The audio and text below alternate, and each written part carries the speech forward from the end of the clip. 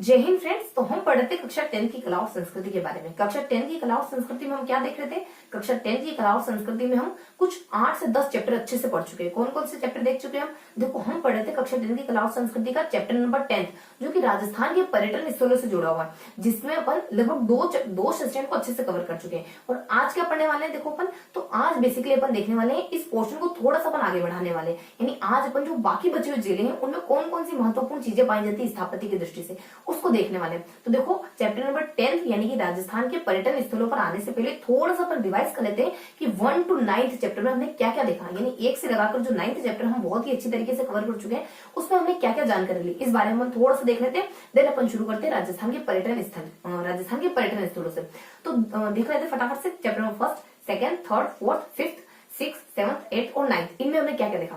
देखो, chapter number 1 में अपन देखते हैं राजस्थान के इतिहास के बारे में, राज्य रजवाड़ों के बारे में, और कुछ अपने उत्तराधिकारी संघर्षों के बारे में, और कुछ अपने सभ्यताओं के बारे में। कौन कौन से राज्य रजवाड़े? ये अपने कुछ मेवाड़ के गोहिल वगैरह हो गया, आमेर के कछुआ वगैरह हो गया, छाकुमेर के चौहान वगैरह हो गया, आबू के परमार वगैरह हो गया, और भरतपुर के जाट वगैरह हो गया, और जैसलमेर के भाटी वगैरह हो गया। इस तरीके से अपन कुछ वंशों को देखते हैं। उसके बाद उत्तराधिकारी संघर्ष बूंदी का है, जयपुर का है, जोधपुर का है, ये उत्तराधिकारी संघर्षों को कवर करते हैं। देन कुछ सभ्यताओं को अपन अच्छे से कवर करते हैं। सभ्यताएं कौन कौन सी? ये अपनी कालीबंगा सभ्यता हो गई, आहार सभ्यता हो गई, गिलुंड सभ्यता हो गई, बनास सभ्यता हो गई, भीनमाल सभ्यता हो गई। बहुत सी सभ्यताओं को अपन अच्छे से क्लियर करते हैं, और कुछ कुछ सिर्फ नाम वगैरह देखते हैं कि सभ्यताएं कहां से कोरिलेट करती है। तो इस तरीके से अपना चैप्टर नंबर 1 फिनिश होता है। चैप्टर नंबर 2 में अपन क्या देखते हैं? देखो, चैप्टर नंबर 2 में अपन कुछ लोक देवताओं को अच्छे से क्लियर करते हैं, कुछ संतों को अच्छे से क्लियर करते हैं। तो लोक देवता अपन बहुत से लोक देवता पढ़ते हैं। गोगा जी को पढ़ते हैं अपन, रामदेव जी को पढ़ते हैं अपन, तेजा जी को पढ़ते हैं अपन, उसके बाद अपन कुछ मलिनाथ जी को पढ़ते हैं, उसके बाद अपन कुछ लालीदास जी को पढ़ते हैं। और लालीदास तो बेसिकली अपने संत आ जाते हैं। उसके बाद अपन कुछ कल्ला जी को पढ़ते हैं, उसके बाद अपने हरिदास जी और लालीदास जी तो अपने संत होते हैं ना, बार बार इनका नाम हमारा जिक्र जहन में। लालीदास जी और हरिदास जी तो अपने संत होते हैं। उसके बाद अपन संतों को अच्छे से पढ़ते हैं। संत में अपन क्या क्या देखते हैं? देखो, संत में अपन कुछ दादू के बारे में देखते हैं, अपन मीरा के बारे में देखते हैं, संत माओ जी के बारे में देखते हैं, नवल चरण के बारे में देखते हैं, रामचरण के बारे में देखते हैं। तो कितने सारे संतों को अपन पढ़ते हैं इसमें। साथ ही साथ अपन जम्बो जी को देखते हैं, जसनाथ जी को देखते हैं, लालीदास जी को देखते हैं, हरिदास जी को देखते हैं, धन्ना को देखते हैं, पीपा को देखते हैं। तो इस तरीके से अपन बहुत से संतों के बारे में भी इसमें जानकारी लेते हैं। और एक सांगलेगा धुनी, इसके बारे में भी अपन जिक्र करते हैं इसी सेशन में, इसी चैप्टर में। तो इस तरीके से अपन दूसरा चैप्टर कवर कर लेते हैं। देन अपन आ जाते हैं 3rd चैप्टर पर। देखो, 3rd चैप्टर में अपन क्या देखते हैं? 3rd चैप्टर में अपन कवर करते हैं कुछ मेले के बारे में, कुछ त्योहार के बारे में। बेसिकली पहले अपन त्योहार देखते हैं, फिर अपन मेलों को देखते हैं। देखो, त्योहार में अपन क्या क्या देखते हैं? हिंदुओं के देखते हैं अपन, मुसलमानों के देखते हैं अपन, जैनों के देखते हैं अपन, ईसाइयों के देखते हैं। हिंदुओं के तो 4 महत्वपूर्ण त्योहारों को देखते हैं। गणगौर को देखते हैं, तीज को देखते हैं, होली को देखते हैं। उसके बाद अपने कुछ आखा तीज को देखते हैं, अक्षय तृतीया को देखते हैं। इस तरीके से अपन हिंदुओं के 4 त्योहार के बारे में पढ़ते हैं। उसके बाद अपन कुछ मेलों के बारे में देखते हैं। देखो, मेले भी अपन बहुत सारे मेले देखते हैं, 15 से 16 मेलों को अच्छे से कवर करते हैं अपन। ये कहाँ लगते हैं, कोई विशेष जानकारी इनके बारे में, कब लगते हैं, इस तरीके से सारी जानकारी लेते हैं। कहाँ लगते हैं, कब लगते हैं, और कोई विशेष जानकारी होती है तो है अगर उसके बारे में थी तो उसमें मतलब कि जो भी अपनी विशेष जानकारी थी उसके बारे में हमने देखा है ना। तो देखो, हमने क्या क्या देखा। देखो, हमने पुष्कर मेले के बारे में देखा, उसके बाद जीर्ण माता के मेले में देखा, खाटू श्याम जी के मेले के बारे में देखा, भट्ट के मेले के बारे में देखा। उसके बाद कुछ अपने गलियाकोट का उर्स वगैरह देखा, बेणेश्वर के मेले के बारे में देखा। और उसके बाद अपने कुछ उसके बाद अपने ना एक 2 उर्सों को भी अच्छे से कवर करते हैं। एक तो गलियाकोट का उर्स, और एक और अपना कुछ दाऊदी, एक और अपना कुछ गरीब नवाज के नाम से जाने जाने वाले ख्वाजा मुइनुद्दीन चिश्ती का उर्स। तो इस तरीके से अपन कुछ उर्स को भी क्लियर करते हैं और कुछ मेलों को भी क्लियर करते हैं। इसके बाद अपन आ जाते हैं कुछ चौथे चैप्टर पर। राजस्थान के वस्त्रों और आभूषणों से जुड़ा हुआ चैप्टर है। राजस्थान के वस्त्रों में क्या देखते हैं, राजस्थान के आभूषणों में क्या देखते हैं। वस्त्रों में अपन पहले पुरुषों के वस्त्रों को अच्छे से देखते हैं। पुरुषों की अपन पगड़ियों को देखते हैं, ये पगड़ियां कब पहनी जाती है, और इन पगड़ियों को सजाने के लिए इनका इस्तेमाल करा जाता है, पगड़ियों के प्रकारों को। तो ये सारी इंटरनल अपन जानकारी देख लेते हैं। उसके बाद कुछ अंगरखियों को देखते हैं, उसको सर्दी में पहने जाने वाले वस्त्र देखते हैं। देन महिलाओं के वस्त्रों में क्या देखते हैं? तो महिला के वस्त्रों में इसीलिए अपन सिर्फ इतना ही देखते हैं कि महिलाएं कौन कौन सी प्रकार की साड़ी पहनती है, इसमें अपन क्लियर कर लेते हैं कि कौन कौन से वस्त्र के प्रकार टाइप चलते हैं। तो इस तरीके से अपने महिला और पुरुष इन दोनों के वस्त्रों को देखते हैं। देन अपन देखते हैं वस्त्र उद्योग की क्या कैरेक्टरिस्टिक आती है। इसी वस्त्र के सेशन में अपन, मतलब वस्त्र के पोर्शन में, इसी भाग में अपन महिला, पुरुष और वस्त्र उद्योग की विशेषताएं तीनों भाग अच्छे से देखते हैं। उसके बाद अपन देखते हैं आभूषणों के बारे में। आभूषणों के बारे में अपन क्या जानकारी लेते हैं? वो अपने महिलाओं के आभूषण हो गए, पुरुषों के आभूषण हो गए, बच्चों के आभूषण हो गए। बेसिकली महिलाओं के बहुत से आभूषण बताए जाते हैं। 10 से 15 स्थानों के इनके आभूषण बताए जाते हैं। बच्चों और पुरुषों के बहुत हल्के हल्के से होते हैं, माइनर से होते हैं। इसके अलावा हमने कुछ ऐसे पर्टिकुलरली एरियाज देखे जहाँ के आभूषण बहुत ज्यादा प्रसिद्ध है, जहाँ की कोई चीज बहुत ज्यादा प्रसिद्ध है पूरे राजस्थान में। इस तरीके से अपन चौथा चैप्टर कवर करते हैं। 5वें चैप्टर पर आते हैं अपन। कुछ 5वां चैप्टर जुड़ा हुआ अपने, देखो वस्त्र आभूषण हो गया, और वस्त्र आभूषण के बाद अपने 5वें चैप्टर जुड़ा हुआ है छठा अपने स्थापत्य से जुड़ा है। पांचवा अपने कुछ चित्रकला और लोक कलाओं से जुड़ा। तो चित्रकला में क्या देखते हैं, लोक कलाओं में क्या देखते हैं। देखो राजस्थान की चित्रकला को बेसिकली 4 पार्ट में अपन बांटते हैं। अपने मेवाड़ में बांटते हैं, मारवाड़ में बांटते हैं, ढूंढाड़ में बांटते हैं, उसके बाद अपने हाड़ौती में बांटते हैं। तो इनके अंतर्गत जितनी भी शैलियां हैं, जितनी भी उपशैलियां, जितने भी ठिकाने हैं, इनके बारे में अपन बहुत ही अच्छे से पढ़ते हैं। एक एक को लेते हैं वन बाय वन और बहुत ही अच्छे से जानकारी लेते हैं उनके बारे में। देन अपन देखते हैं लोक कलाओं के बारे में। देखो लोक कलाओं में क्या देखते हैं, जो लोक कलाएं प्रचलित है राजस्थान में अलग अलग जगहों पर, उनके बारे में हल्के हल्के से जानकारी लेते हैं। जैसे कि अपने फड़ क्या हो जाता है, कावड़ क्या हो जाता है, मांडना क्या हो जाता है, और पाने क्या हो जाता है, उसके बाद सांझा क्या हो जाता है, जो अपने दीवार पे बनाई जाती है ना गोबर की, तो सांझा क्या, जिसको अपन सांझी के नाम से जानते हैं, श्राद्ध पक्ष में अपने दशहरे के मौके पर श्राद्ध पक्ष में बनाई जाती है। और ये कुछ पार्वती वगैरह की पूजा करती है अपनी अविवाहित बालिका। इस तरीके से अपन कुछ कठपुतली हो गया, व्हील हो गया, कोठरिया हो गया, और गोदना हो गया, अटेरना हो गया, अटेरना हो गया, गोडलिया हो गया, ये सब क्या है, तो इनके बारे में अपन जानकारी थी। ये लोक कला है, तो बेसिकली इन लोक कला में क्या होता है, कहाँ की ज्यादा प्रसिद्ध है, इस तरीके से अपन कुछ लोक कला के बारे में जानकारी थे। देन अपन आ जाते हैं राजस्थान के स्थापत्य पर, यानी कुछ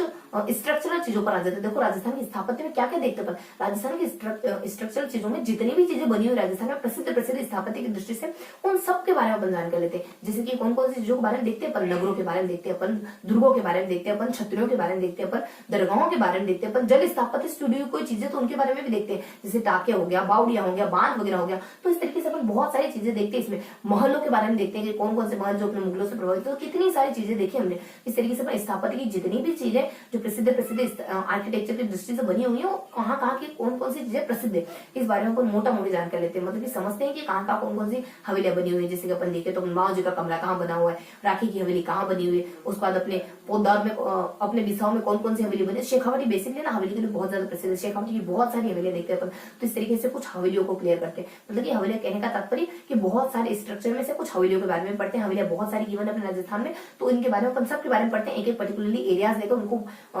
स्पेशली देखते हैं कि यहाँ कौन कौन सी हवेलियां। इस तरीके से अपने ये जो अपने स्थापत्य का चैप्टर ये फिनिश हो जाता है। देन अपन आ जाते हैं राजस्थान के संगीत पर। देखो राजस्थान के संगीत में अपन कैसे देखते हैं, राजस्थान के संगीत को मेनली 3 पार्ट्स में बांटा जाता है। कौन कौन से राजस्थान के संगीत 3 पार्ट्स कौन कौन से इसके, देखो सबसे पहले अपन बांटते हैं जन सामान्य के संगीत, उसके बाद कुछ जन सामान्य के संगीत के बाद कुछ व्यवसायिक जातियों के संगीत, उसके बाद कुछ क्षेत्रीय संगीत। जन सामान्य के संगीत में सिर्फ इतना ही नहीं देखते जन सामान्य कौन से संगीत गाया करते हैं, मतलब कि कौन से संगीत का इस्तेमाल करते हैं। तो जन सामान्य अलग अलग ओकेजन पर, यानी मान लो कोई शादी वगैरह हो गया, कोई त्योहार वगैरह हो गया, या फिर कोई ऋतु वगैरह आ गई, या फिर कोई देवी देवताओं के लिए हो गया, या फिर कोई अदर जानकारी, इनको अपन कैटेगराइज करके अच्छे से पढ़ते हैं। देन अपन व्यवसायिक जातियां देखते हैं और इनके द्वारा गाया जाता, सेकंड पोर्शन में व्यवसायिक जातियां और इनके द्वारा गाए जाने वाले कौन से गीत होते हैं उनके बारे में देखते हैं। कुछ प्रसिद्ध जातियां देखते हैं, भोपे है, मिरासी है, लंगे है, और कुछ अपने कावड़ वगैरह कामड़ वगैरह हो गया, और कलावंत वगैरह हो गया, कथिक हो गया, और फिर अपने भवई हो गया, भोपे हो गया, जाट हो गया, भाट हो गया, राव हो गया, गंधर्व हो गया। इस तरीके की बहुत सी जातियां होती है, इनके द्वारा कुछ गीत गाए जाते हैं, उनके बारे में अपन देखते हैं।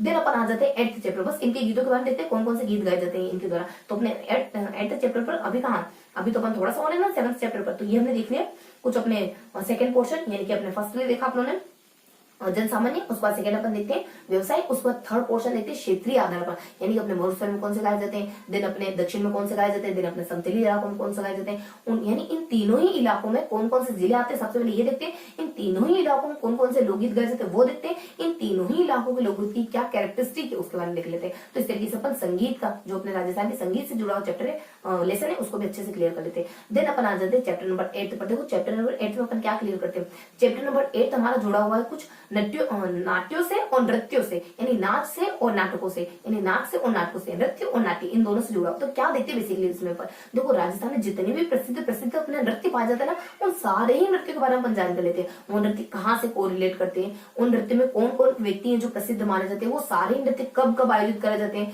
उनमें कौन कौन से वाद्य यंत्र बजाए जाते हैं। इस तरीके से अपन सारी इन्फॉर्मेशन लेते हैं उनके बारे में। गेर हो गया, गीदड़ हो गया, कच्ची गुड़ी हो गया, भवाई हो गया, गुड़ला हो गया, तेरताली वगैरह हो गया, उसके बाद अपने कुछ वाला नृत्य वगैरह हो गया, घूमर हो गया, उसके बाद अपने ढोल हो गया, बम हो गया। इस तरीके से अपन नृत्यों की जानकारी लेते हैं। और इसके अलावा कुछ हल्के से नाम वगैरह देखते हैं कि इन जातियों से ये नृत्य को रिलेट करते हैं। इस तरीके से भी देखते हैं लास्ट में थोड़ा सा।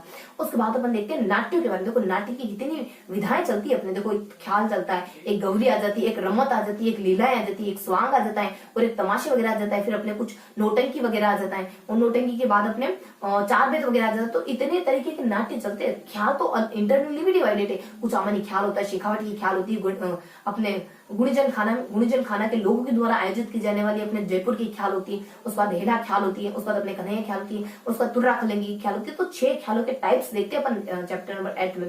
उसके बाद ये हो गया अपने पूरा नाच से संबंधित। अब नाच से संबंधित तो पहले हो गया, तो अपने ये हो गया पूरा अपने नाट्यों से संबंधित, सारे नाट्य हो गए।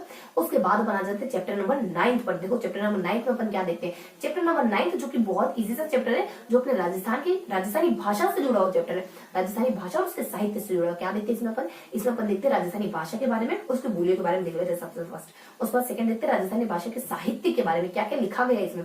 उसके बाद अपन देखते हैं कि फर्स्ट सेशन में ही देखते हैं सारा कुछ। उसके बाद अपन देखते हैं कि ये जो कुछ भी लिखा गया है कौन सी शैली में लिखा गया, तो अलग अलग शैलियों को पढ़ते हैं, जैसे रूपक हो गया, रासो हो गया, सिलोका हो गया, उसके बाद अपने कुछ सांख्या वगैरह हो गया, या फिर अपने दवादित हो गया, या फिर वचनिका हो गया, वात हो गया, ख्याल हो गया, और प्रकाश हो गया, पर्ची हो गया, मत्स्य हो गया। बहुत सारी शैलियां होती है, तो कौन सी शैली में कौन सा साहित्य लिखा गया है, कुछ महत्वपूर्ण उनके एग्जाम्पल वगैरह भी देखते हैं। तो ये सारी जानकारी तो अपने सेशन नंबर फर्स्ट में थी। सेशन नंबर सेकंड में क्या देखते हैं कि राजस्थानी साहित्य के कुछ आधुनिक उभरते हुए कवि है, उनके बारे में जानकारी लेते हैं, और राजस्थानी साहित्य की कुछ पत्रिकाएं प्रसिद्ध उनके बारे में जानकारी लेते हैं, जैसे कन्हैयालाल सेठिया हो गया, उसके बाद अपने ये अपने विजय सिंह पथिक हो गया, माणिकलाल वर्मा हो गया, उसके बाद अपने कुछ शिव हो गया, उसके बाद उमर हो गया, राम हो गए, और मतलब कि राम हो गया, देखो हो गया कहने में राम हो गई मतलब कि निकलता है मुंह से जनरली।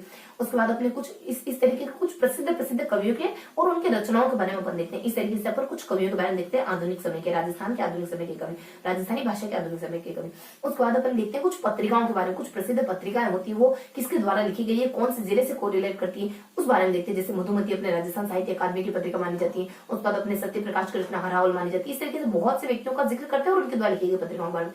तो ये हमने देखा चैप्टर नंबर 9 में। देखो अपन अब यानी फर्स्ट से लेकर 9 तक का सफर तय कर चुके हैं, और आज अपन देखने वाले चैप्टर नंबर 10। क्या देखने वाले चैप्टर नंबर 10 में होकर देखो बहुत से जिले तो अपन पहले देख चुके हैं। कौन कौन से जिले अपन देख चुके हैं, इससे पहले अलवर के बारे में पढ़ चुके हैं, अजमेर के बारे में पढ़ चुके हैं, बांसवाड़ा के बारे में पढ़ चुके हैं, बारां के बारे में पढ़ चुके हैं। इन 4 जिलों को अपन देख चुके हैं। आज क्या देखने वाले, बेसिकली आज अपन देखने वाले बचे हुए बहुत से जिले बचे हुए, लेकिन उनमें से कुछ 8 जिलों को अच्छे से कवर करने वाले। कुछ बी से शुरू होना है, सी से शुरू होना है, डी से शुरू होना है, यही कुछ बी से अपने कुछ बूंदी के बाड़मेर, बूंदी तो अपन देखो बूंदी, हाँ बूंदी में अपन आज देखने वाले।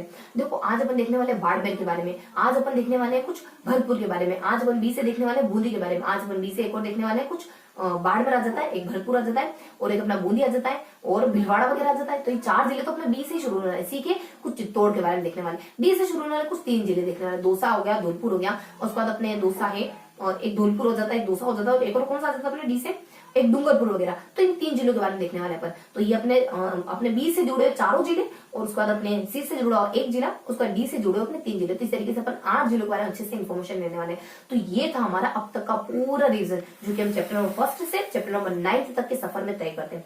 ये हमारा पूरा अब तक का रीजन था, और अब शुरू करने वाले हैं अपन चैप्टर नंबर 10, जिसमें अपन कुछ तो देख चुके हैं और कुछ आज पढ़ने वाले हैं। तो लगभग आज 8 जिलों को अच्छे से कवर करने वाले, इनमें क्या क्या चीजें पाई जाती है स्थापत्य की दृष्टि से, कुछ विशेष चीजें कह सकते हैं अपन जिला दर्शन देखने वाले हैं। तो शुरू करते हैं अपन। मे बी आपको ये पूरा जो ओवरव्यू मैंने बनाया है, आपके माइंड में एक थोड़ा सा फ्रेमवर्क बन गया होगा कि हमने क्या क्या देखा है। देखो जो बच्चा कंटिन्यू देख रहा है उसके माइंड में तो ये फ्रेमवर्क बन गया होगा, लेकिन आप इस सेशन में जुड़े तो नेवर माइंड, अच्छे से इस सेशन को अटेंड कीजिए, समझने की कोशिश कीजिए अपन क्या क्या पढ़ने वाले, याद रखने की कोशिश कीजिए साथ ही साथ। देखो अपन कोशिश यही करेंगे आपको जिस साथ ही साथ याद रहे। देखो अपन क्या पढ़ने वाले आज के रूटीन में, अपन कौन कौन से जिले देखने वाले, फटाफट से अपन शुरू करते हैं बिना देरी के। देखो तो क्या क्या देखने वाले अपन, कौन कौन से जिलों के बारे में पढ़ने वाले, फटाफट से देख लेते हैं। 8 जिले पढ़ने वाले ना, ये 4 जिले। देखो सबसे पहले अपन देखने वाले कुछ बाड़मेर के बारे में, फिर देखने वाले अपन भरतपुर के बारे में, फिर देखने वाले अपन भीलवाड़ा के बारे में, फिर देखने वाले अपन बूंदी के बारे में, फिर देखने वाले अपन यहाँ पर कुछ बचे हुए 4 जिले बने, यहाँ चित्तौड़ आ जाएगा, चित्तौड़, उसके बाद अपने दौसा हो जाएगा, फिर अपने धौलपुर आ जाएगा, धौलपुर आ जाएगा, उसके बाद लास्टली अपन देख लेंगे डी से एक डूंगरपुर के बारे में। फटाफट से अपन शुरू करते हैं। बाड़मेर है, भरतपुर है, भीलवाड़ा है, बूंदी है, उसका चित्तौड़ है, दौसा है, धौलपुर है, डूंगरपुर है। तो देखते हैं अपन बाड़मेर से, और बाड़मेर कौन कौन सी चीजें पाई थी। रियली सॉरी, शुरू करते अपन है ना। हाँ तो सबसे पहले अपन देख लेते हैं बाड़मेर में कौन कौन सी चीजें पाई जाती है, वन बाय वन एक एक डिस्ट्रिक्ट को लेकर फटाफट से उस डिस्ट्रिक्ट के बारे में जो भी जानकारी गिवन है फटाफट से क्लियर करेंगे, है ना, ताकि बहुत ज्यादा लंबा सेशन ना हो, अपने 8 डिस्ट्रिक्ट अच्छे से कवर हो जाए। बाड़मेर, देखो बाड़मेर में क्या पाई जाता है, बाड़मेर सिर्फ और सिर्फ 3 चीजें पाई जाती है। क्या, कौन कौन सी 3 चीजें पाई जाती है, फटाफट से अपन देख लेते हैं। फर्स्ट चीज पाई जाती है, थोड़ा सा अपन सेपरेशन कर देंगे ताकि थोड़ा सा आसान हो जाए। हाँ, तो यहाँ देख लेते हैं अपन बाड़मेर में फर्स्ट क्या पाया जाता है। देखो फर्स्टली ऐसा अपने बाड़मेर कुछ किराड़ू मंदिर आ जाते हैं, किराड़ू के मंदिर, किराड़ू मंदिर। देखो किराड़ू मंदिर जो इसमें कुछ 2 3 4 विशेषता आएगी, बस उसके बारे में देखना, ज्यादा कुछ नहीं देखना। देखो किराड़ू मंदिर अपने सबसे पहले बताई जाते हैं कि अपने शिव को समर्पित माने जाते हैं, शिव को समर्पित आ जाते हैं ये मंदिर। उसके बाद इनमें से सोमेश्वर मंदिर बहुत ज्यादा प्रसिद्ध माना जाता है, सोमेश्वर मंदिर बहुत ज्यादा प्रसिद्ध माना जाता है। उसके बाद थोड़ा सा इसके मंदिरों के अलावा थोड़ा सा इसके भौगोलिक विशेषता बता देते दो, तो ये ना सोलंकी रीति में बना हुआ है। और फिर बता देते अपने किराड़ू मंदिर जो है ना एक चमकते माणक की तरह दिखाई देता है, सोलंकी रीति में, सोलंकी मतलब सोलंकी पद्धति का बना हुआ है। उसके बाद यहाँ ज्यादा अपने कुछ चमकते माणक की तरह, चमकते माणक की तरह दिखाई देता है। और देखे ना तो ये कुछ अपने बाड़मेर से 35 किलोमीटर की दूरी पर है, तो अपने किराड़ू मंदिर कवर हो गए। देखो अब देखने वाले अपन सेकंड क्या आ जाता है बाड़मेर में, सेकंड आता है बाड़मेर में कुछ अपने नाकोड़ा देखो मंदिर, नाकोड़ा मंदिर। देखो नाकोड़ा मंदिर के बारे में क्या इन्फॉर्मेशन होती है, नाकोड़ा मंदिर के बारे में हल्की सी इन्फॉर्मेशन होती है कि इसका जो 13वीं शताब्दी में अपने आलम शाह के द्वारा इस पर आक्रमण किया गया था, आलम शाह द्वारा आक्रमण। 15वीं शताब्दी में ये मूर्ति चुराने के लिए आया था, तो गांव वालों ने मूर्ति छुपा दी और 15वीं शताब्दी में वापस लाके रख दी। तो 15वीं शताब्दी में मूर्ति की पुनः स्थापना, मूर्ति की पुनः स्थापना हो जाती है। उसके बाद अपन क्या देखते हैं, 3री शताब्दी में बना और बहुत सारे हमले से, तीसरी देखो रिवर्स चल रहे अपन, रिवर्स तो क्या, चलो 3री शताब्दी में निर्मित, बहुत हमले से चुका है मंदिर, 3री शताब्दी में निर्मित और बहुत से हमले से चुका है, 3री शताब्दी में निर्मित यह मंदिर बहुत से हमले सह चुका है, मतलब बहुत हमले हुए उसपे। उसके बाद नेक्स्ट बता दिया जाता है, इसमें से नाकोड़ा मंदिर सबसे बड़ा मंदिर माना जाता है। तो नाकोड़ा जी का मंदिर, नाकोड़ा मंदिर सबसे बड़ा मंदिर है उनमें से, सबसे बड़ा मंदिर। तो यहाँ पे जो नाकोड़ा जी अपने बाड़मेर में जो मंदिर बने हुए ना, नाकोड़ा मंदिर के आसपास जो भी अपने मंदिर बने हुए उसमें से नाकोड़ा मंदिर सबसे बड़ा मंदिर माना जाता है। और हाँ बस इतनी सी, पार्श्वनाथ का, सॉरी मैं भी क्या कह रही हूँ, पार्श्वनाथ का मंदिर। तो नाकोड़ा मंदिरों में से जो पार्श्वनाथ का मंदिर है ना वो सबसे बड़ा माना जाता है, पार्श्वनाथ का मंदिर। उसको देखो क्या पाया जाता है यहाँ पे, भटियाणी माता। तीसरा क्या पाया जाता है यहाँ पे,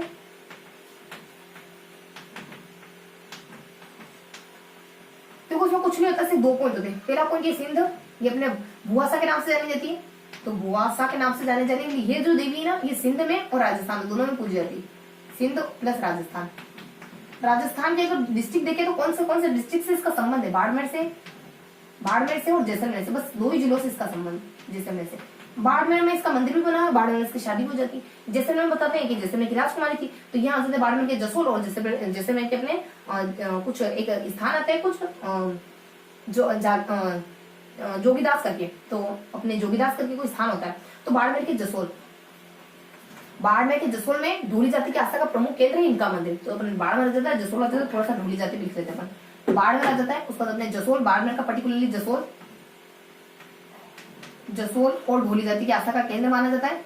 और यहीं पे बाड़मेर में इनकी शादी हुई थी, किसी राठौड़ वंश में इनकी शादी हो गई थी बताया जाता है। उसके बाद ये खुद तो भाटी वंश की थी जबकि, तो जैसलमेर के कुछ अपने जसनगर करके कोई नगर आता है जसोल, और एक और अपने जैसलमेर के जोगीदास, जसनगर नहीं जोगीदास करके कोई इलाका होता है, वहां की राजकुमारी होती है और बेसिकली तो भाटी होती है, लेकिन बाड़मेर के राठौड़ से शादी कर लेती है। और देखो यहाँ पे शादी तो हो जाती है इसकी बाड़मेर, लेकिन थोड़ा सा किस्सा हो रहा है कि इनको और इनके बेटे लालीदास को बड़ी रानी के द्वारा मरवा दिया जाता है। तो इनके बेटे का नाम देख लो, थोड़ा सा अपन देखें तो बता देते हैं कि कुछ किस्सा होता है इसका, वही अपना कुछ इनके बेटे का नाम लालीदास होता है, लाल सिंह होता है, लाल सिंह होता है। बस ये इनसे जुड़ा तो कुछ किस्सा कहानी है, इनको लिखो तो लिखो, वरना फिर थोड़ा सा ध्यान रखना है कि लालीदास सिंह के बेटे का नाम है। बस हल्की सी इन्फॉर्मेशन आ जाती है, मतलब इनकी शादी को लेकर सारा कुछ मसला होता है यहाँ पे। देखो अभी यहाँ देख लेते हैं हमने बाड़मेर के बारे में क्या क्या देखा। बाड़मेर के बारे में हमने कवर कर भी लिया, 8 जिलों में से हमने पहला जिला तो पढ़ लिया। बाड़मेर किराड़ू मंदिर बने, बाड़मेर नाकोड़ा मंदिर, बाड़मेर भटिया। देखो क्या देखना किराड़ू मंदिर में, बाड़मेर किराड़ू मंदिर में बेसिकली क्या इन्फॉर्मेशन देखना है, तो देखो है ना, 2 कैरेक्टरिस्टिक तो इसको थोड़ी भौगोलिक कैरेक्टरिस्टिक है, जैसे कि सोलंकी शैली का, मतलब इसके स्ट्रक्चर को लेकर, चमकते माल के तरह इसके स्ट्रक्चर को लेकर, 2 कैरेक्टरिस्टिक इसके देवी देवता को लेकर के। इसके अंदर जो मूर्तियां होगी ना, उससे देखो शिव मंदिर माना जाता है, सोमदेव को। जो सोमेश्वर मंदिर है जो है ना किराड़ू मंदिर, ये अपने खजुराहो के नाम से जाना जाती है, ये बात इसमें विशेष होती है। यहाँ पे ना बेसिकली बहुत सारे मंदिरों का समूह, उसमें से शिव मंदिर शिव को समर्पित है, वो सारे समूह जो भी जितने मंदिर है सारे शिव को समर्पित, उसमें से सोमदेव मंदिर बहुत ज्यादा प्रसिद्ध माना जाता है। उसके बाद नाकोड़ा मंदिर के बारे में क्या देखते हैं, नाकोड़ा मंदिर अपने यहाँ पे समय यानी कि समय से सब कुछ हो जाएगा। यानी 13वीं में आलम शाह ने बनवाया, 15वीं में मूर्ति चुराने के लिए आया था, मकसद पूरा नहीं होने दिया, मूर्ति को छुपा दिया, 15वीं वापस जाकर रख दिया।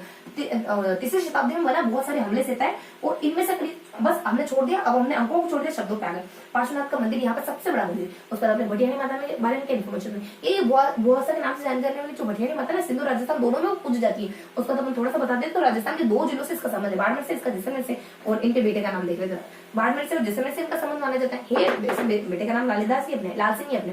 तो देखो बाड़मेर से क्या है कि बाड़मेर के जसोल नामक कोई इलाका है ना, तो ढोली जाति का आस्था का केंद्र है जसोल नामक, और जसोल में बना हुआ इनका मंदिर। बस इतनी सी इन्फॉर्मेशन आती है, और ये इनकी शादी भी हो जाती है, और इनको और इनके बेटे को बड़ी रानी के द्वारा मरवा दिया जाता है, और ईशांश मरवा दिया जाता है। बस उसके बाद यहाँ बता देते कि जैसे कि जोगीदास में जन्म लेती है, जोगीदास गाँव में पैदा होती है, और होती तो बेसिकली भाटी वंश की, लेकिन राठौड़ में शादी कर लेती है यहाँ। बस इतने से इन्फॉर्मेशन होती है अपने भटियानी माता के बारे में। और क्या इन्फॉर्मेशन देखनी है अपने को, अब देखेंगे अपन नेक्स्ट जिला। नेक्स्ट कौन सा देखने वाले अपन, नेक्स्ट कौन सा देखने वाले अपन, बी से, देखो बी से अपने बाड़मेर हो गया, बी से अपने क्या देखने वाले भरतपुर के बारे में। तो भरतपुर के बारे में क्या देखने वाले अपन, दूसरा जिला आएगा अपना भरतपुर। तो भरतपुर के बारे में क्या इन्फॉर्मेशन देखने वाले, देखो भरतपुर में कुछ कितनी चीजें पाई जाती है भरतपुर बेसिकली। देखो भरतपुर में कुछ, देखो 1 सेकंड थोड़ा सा पॉज रखेंगे, आई होप आप बहुत ज्यादा बुरा नहीं मानेंगे, 2 मिनट थोड़ा सा पॉज रहेगा, फिर अपन कंटिन्यू करते हैं ना।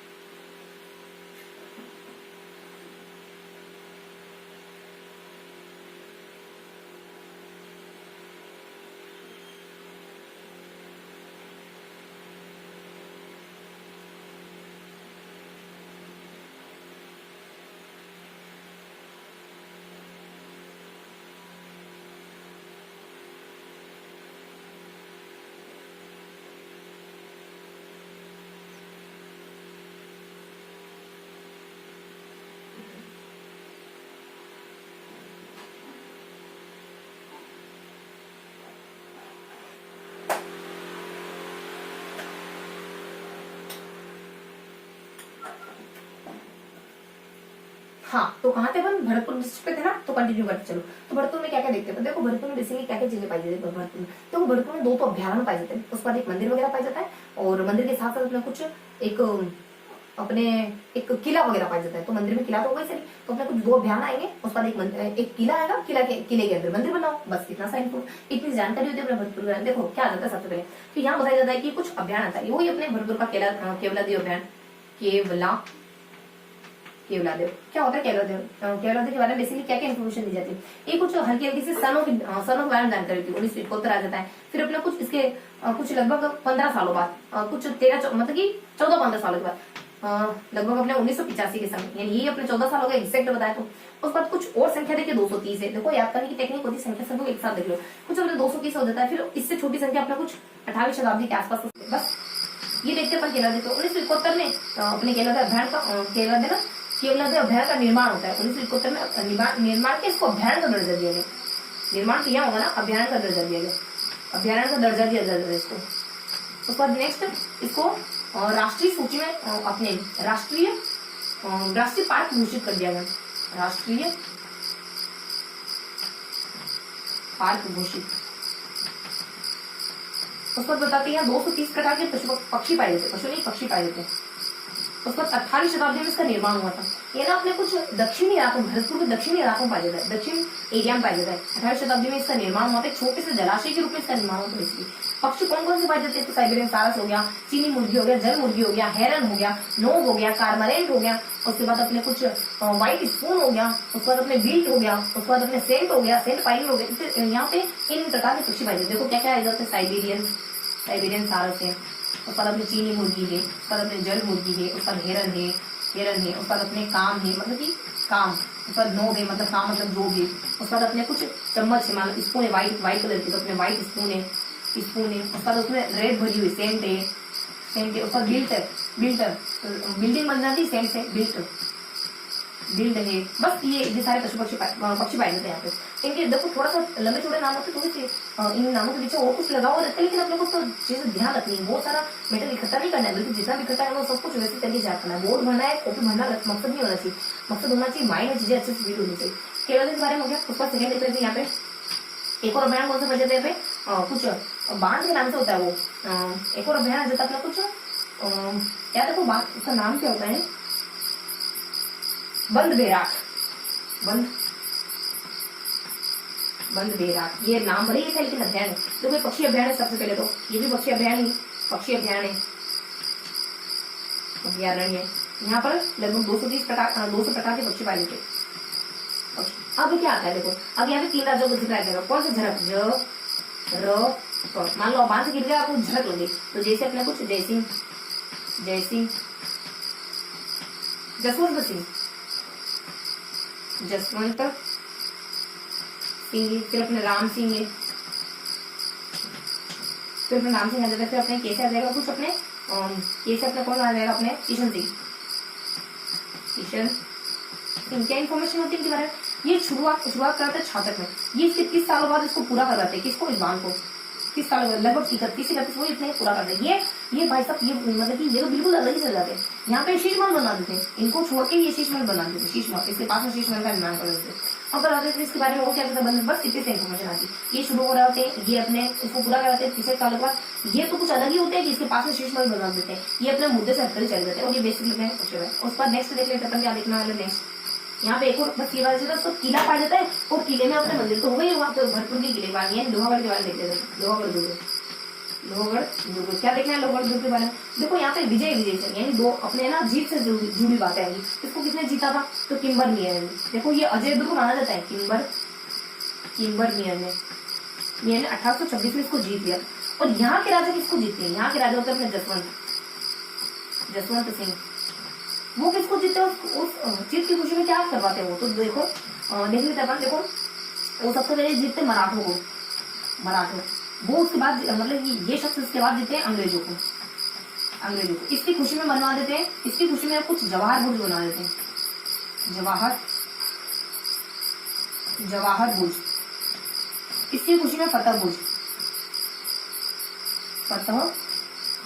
ये कुछ 1865 के आसपास बनी थी, और ये अपने कुछ 1806 के आसपास 1765 और ये अपने 1806 के आसपास बनी थी। अंग्रेजों की जीत के उपलक्ष्य में लगभग कुछ 40 साल बाद बनी थी, क्योंकि 65 हो गया, अपने 5 इधर बढ़ गए थे, तो मतलब कि इधर थोड़े आगे नीचे तक आ गए 5, तो हमने इधर से अपने कवर कर लिए। देखो माइंड को तो मतलब कि थोड़ा सा ओपन रखे, मैं फास्ट में करने की कोशिश करा हूँ चीजों को, किसी तरीके से मैं बस और रिलेट करना है, किसी भी तरीके से। देखो आई होप मैं जो कहना चाह रही हूँ तुम मतलब समझ पा रहे हो मैं क्या कहना चाह रही हूँ। इसलिए तो भरपूर रहता है, उसका केवलदेव आ रहा है, केवलदेव आ जाता है, उसका दंड बाहर रहता है, उसका लोहा रहता है, उसका यहाँ पे एक चीज और आ जाती है, बस फिर नहीं हो जाएगा अपने मन को।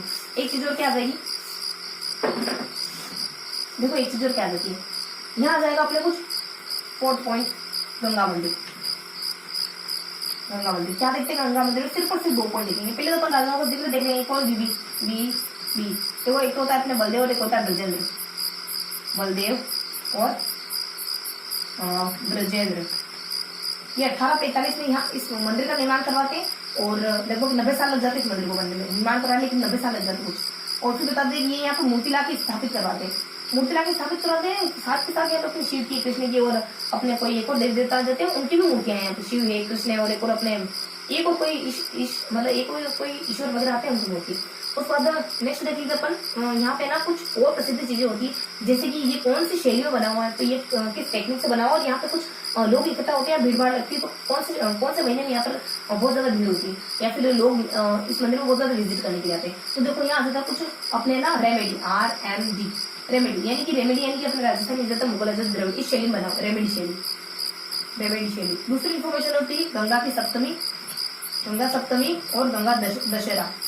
गंगा दशहरा को यहाँ पे बहुत ज्यादा भीड़ रहती है, मेला तो नहीं कहेंगे लेकिन भीड़ रहती है तो बहुत ज्यादा। तो हमारे सिर्फ और सिर्फ 2 पॉइंट दिए इसके बारे में, कुछ 2 राजाओं को जिक्र था, एक अपने मंदिर मतलब कि अपने बनवाते हैं, दूसरे अपने मूर्ति वगैरह लगाते हैं, और अपने कुछ शिव की, कृष्ण की, और एक और कोई मूर्ति देखो, शिव और कृष्ण और एक और कोई देवता है और उनकी भी मूर्तियां हैं यहाँ पे। उसका अपने देखो रेमेडी है, जैसा अपने राम है, और राम सॉरी अपने राजस्थान है, और मुगल है उसका द्रविड़ शैली बना, उसका गंगा सप्तमी गंगा दशहरे के बारे में बस हल्की से 2 राजा को देखते और थोड़ी सी अदर जानकारी। तो ये अपने भरतपुर के बारे में, भरतपुर क्या देखा अपने फटाफट से देखते क्या देखा अपने केला मानेगा 1971 के दरमियान इसको बनवाते हैं। 85 में इसको राष्ट्रीय अभियान घोषित करते हैं, 30 के अनुसार पक्षी वगैरह पाए जाते हैं, इतने टाइप के पक्षी वगैरह पाए जाते हैं, और इसमें इसका निर्माण मतलब कि बढ़ते से बढ़ते क्रम। यहाँ देखो थोड़ा सा आगे पीछे, लेकिन सोचना बढ़ते से बढ़ते क्रम है। उसका बाद यहाँ आते पक्षी कौन से पाए जाते हैं अपने, तो यहाँ देखो साइलेंसार से चीनी मुर्गी, जल मुर्गी, हेरन आ जाता है। उसका अपना कुछ बस उसका अपने बीटा जाता है, सेंटर जाती है, उसका चम्मच वगैरह आ जाएगी आपके, उसका काम आ जाएगा, और डोब आ जाएगी, इस तरीके से अपनी चीजें होती है, तो कोरिलेट करके आता है चीजों को। और उसके बाद अपने क्या था वन भारत, देखो वन भारत क्या बेसिकली पक्षी अभ्यारण्य 2 प्रकार पक्षी पाए जाते हैं, जरा आजादी बांध के गिर जाते हैं, तो जसवंत राजा राम राजा ईशान राजा ये कुछ शुरू को रहता है, कितना वादी पूरा करते हैं, ये कुछ अलग ही चले जाते हैं। लोग दुर्ग वगैरह होता है, ये जीत के लिए मतलब ये जीत लेते हैं इस दुर्ग को, और ये यहाँ के दुर्ग के राजा किसी और को जीत लेते हैं, उनके उपलक्ष्य में कुछ चीजों का निर्माण करवा देते हैं, अलग अलग समय कराते हैं। गंगा नदी के क्या 2 राजा होते हैं, एक तो अपने मूर्ति एक मंदिर बनाता है, दूसरा मूर्ति लाके स्थापित कराता है, 2-3 मूर्तियां और स्थापित करा देता है वहीं पे। और ये कौन सी शैली में बना हुआ है, कभी यहाँ पे भीड़ बढ़ावा ज्यादा लगता है, ये बता दिया है। देखो भरतपुर के बारे में ये सारी इन्फॉर्मेशन थी जो हम क्लियर कर चुके। अब क्या देखने वाले अपन, अब देखने वाले अपन नेक्स्ट जिला 20 आने वाले, नेक्स्ट जिला कौन सा होता है भीलवाड़ा और बूंदी। तो अब देखने वाले अपन भीलवाड़ा के बारे में, फिर देखेंगे अपन बूंदी के बारे में, फिर अपने 4 जिले कंप्लीट हो जाएंगे। तो यहाँ देखने वाले अपन भीलवाड़ा के बारे में। तो भीलवाड़ा में तो जो भी अपने कोई विशेष जानकारी ना वो मतलब बहुत कम है। शाहपुरा के बारे में थोड़ा सा ज्यादा है, बाकी अपने मांडल के बारे में थोड़ी सी इन्फॉर्मेशन है, मेनाल जलप्रपात के बारे में थोड़ी सी इन्फॉर्मेशन। तो सबसे फर्स्ट क्या देख लेते हैं मेनाल के बारे में। मेनाल जलप्रपात क्या इन्फॉर्मेशन है इसके बारे में, बेसिकली देखो मेनाल जलप्रपात कहाँ, इसकी लोकेशन कहाँ है, तो कुछ NH27 बना हो अपने ना भीलवाड़ा, और भीलवाड़ा के कुछ NH27 है, यानी अपने भीलवाड़ा के NH27 पे बना हुआ है। और सेकेंड इन्फॉर्मेशन है इसके बारे में कुछ विशेषता क्या हो सकती है इसकी विशेषता। देखो विशेषता हो सकती है कि 150 मीटर ऊंचा है। उसका नेक्स्ट विशेषता हो सकती है इसके मतलब कि यहाँ पे पास में शिव मंदिर और कृष्ण मंदिर 2 मंदिर बने, शिव प्लस कृष्ण ये 2 मंदिर बने, बस इतनी सी विशेषता है। और थोड़ा सा इन्फॉर्मेशन देखना तो मेनाल जलप्रपात लगभग 80 किलोमीटर दूर अपने भीलवाड़ा से। उसके बाद सेकेंड आ जाएगा मांडलगढ़। देखो मांडलगढ़ क्या है, मांडलगढ़ एक मतलब ऐसा स्थान है जो बहुत सारी युद्धों का साक्षी है, बहुत सारे युद्ध देखे हैं, इसके आसपास बहुत सारे युद्ध घटित हुए हैं। और देखो इसके बारे में मेनली इन्फॉर्मेशन क्या होती है कि हल्दीघाटी के युद्ध से पहले मानसिंह ने यहीं पे डेरा डाला था। तो मानसिंह का डेरा वो सच्चा सौदा डेरा नहीं अपने राम रही, मानसिंह का डेरा, मानसिंह यहीं पे डेरा डालता है। और यहाँ पे भी हमारे कुछ दो मंदिर बने, एक मंदिर बना हुआ शिव मंदिर और कृष्ण मंदिर बना हुआ। देखो मेनाल के जलप्रपात के नीचे तो सिर्फ शिव मंदिर ही मेनाल के नीचे तो जस्ट मान लो अपने कुछ झरने से धारा गिरी और शिवलिंग पे गिरी, तो शिव मंदिर प्लस कृष्ण मंदिर यहाँ है। कृष्ण मंदिर देखो मानसिंह वो इस तरह कर लो ऐसा कर लो, कुछ भी अपने को अज्यूम करना है, कुछ हर चीज में बोल कर नहीं बता सकते, और हर चीज बोल के बताना ठीक भी नहीं लगता, क्योंकि हर चीज बताने से उसकी महत्ता ही कम हो जाती है। तो मानसिंह आता तो उसको शिव देते तो कृष्ण देता है बस। और मांडलगढ़ की अपने को 54 किलोमीटर दूर पड़ता है अपने भीलवाड़ा से, बस इतनी से इन्फॉर्मेशन। उसके बाद अपने यहाँ आगे अपने शाहपुरा के बारे में। देखो शाहपुरा इसके बारे में 3-4 कैरेक्टरिस्टिक होती है, बेसिकली 4 कैरेक्टरिस्टिक शाहपुरा की। शाहपुरा में क्या कैरेक्टरिस्टिक हो सकती है कि रामसेन संप्रदाय के लिए बहुत महत्वपूर्ण स्थान है, क्योंकि 18 साल में रामसेन संप्रदाय के लिए एक तीर्थ स्थान के रूप में इसको घोषित कर दिया गया। देखो क्या बात है, कुछ सारे पॉइंट आ जाते अपने 1804 में रामस्नेही संप्रदाय का तीर्थ स्थान इसको घोषित कर दिया गया। तीर्थ स्थान इसको घोषित कर दिया बता देते। और जो फूलडोल महोत्सव है इसे रामस्नेही संप्रदाय का वो यही लगता है अपने फूलडोल महोत्सव। ये कुछ 2-3 दिनों का फूलडोल महोत्सव होता है, और फाल्गुन के महीने में फूलडोल और फाल्गुन के महीने में फूलडोल महोत्सव 2-3 दिनों का जो फूलडोल महोत्सव होता है ना फाल्गुन के महीने में ये लगता है। बस ये हल्की सी इन्फॉर्मेशन इसके बारे में। सेकेंडली बता दीजिए कुछ चीजें, मतलब कि कोई व्यक्ति विशेष जो यहाँ से जन्म लेते हैं, ये भी अपने संप्रदाय एक व्यक्ति विशेष उसका और व्यक्ति विशेष कैसे भारत में जन्म है, उसका अपने केसरी, उसका अपने प्रताप, उसका अपने जोरावर, जोरावर एक ही फैमिली के हैं जोरावर, ये इसके बेटे जी हैं और ये इसके बड़े भाई जोरावर। ये इन तीनों का जन्म यहीं से माना जाता है, आपने विराट शाहपुरा से इनका जन्म हुआ है माना जाता है बेसिकली यहीं से इनका जन्म हुआ। उसके बाद नेक्स्ट यहीं पर इनका जन्म, और फिर बता दिया जाता है कुछ आर्किटेक्चर में कुछ चीजें बनी हुई यहाँ पे, कुछ प्रसिद्ध चीजें पाई जाती है अपने वस्तुओं में। तो यहाँ देखिए अपना कुछ क्या पाया जाता है अपने, देखो पिवले तालाब कैसे 12 की शक्ति, उसके बाद अपने यहाँ पाया जाता है TBP, देखो तीसरा अपने ट्रिपोलियन गेट आ जाता है, ट्रिपोलियन गेट है। उसके बाद अपने फटाफट से बताते हैं अपन बी से क्या रहता है, बी से अपने कुछ 12 की छतरी आती है, 12 की 12 छतरी। उसका नेक्स्ट बता दिया जाता है पी से पिवलियन तालाब, ट्रिपोलियन गेट आ गया, उसका पिवलियन तालाब, TBP है ना, TB और P। तो TB पता चला TB हो गई तो उसकी BP भी बढ़ गई, इस तरीके से ध्यान रखना।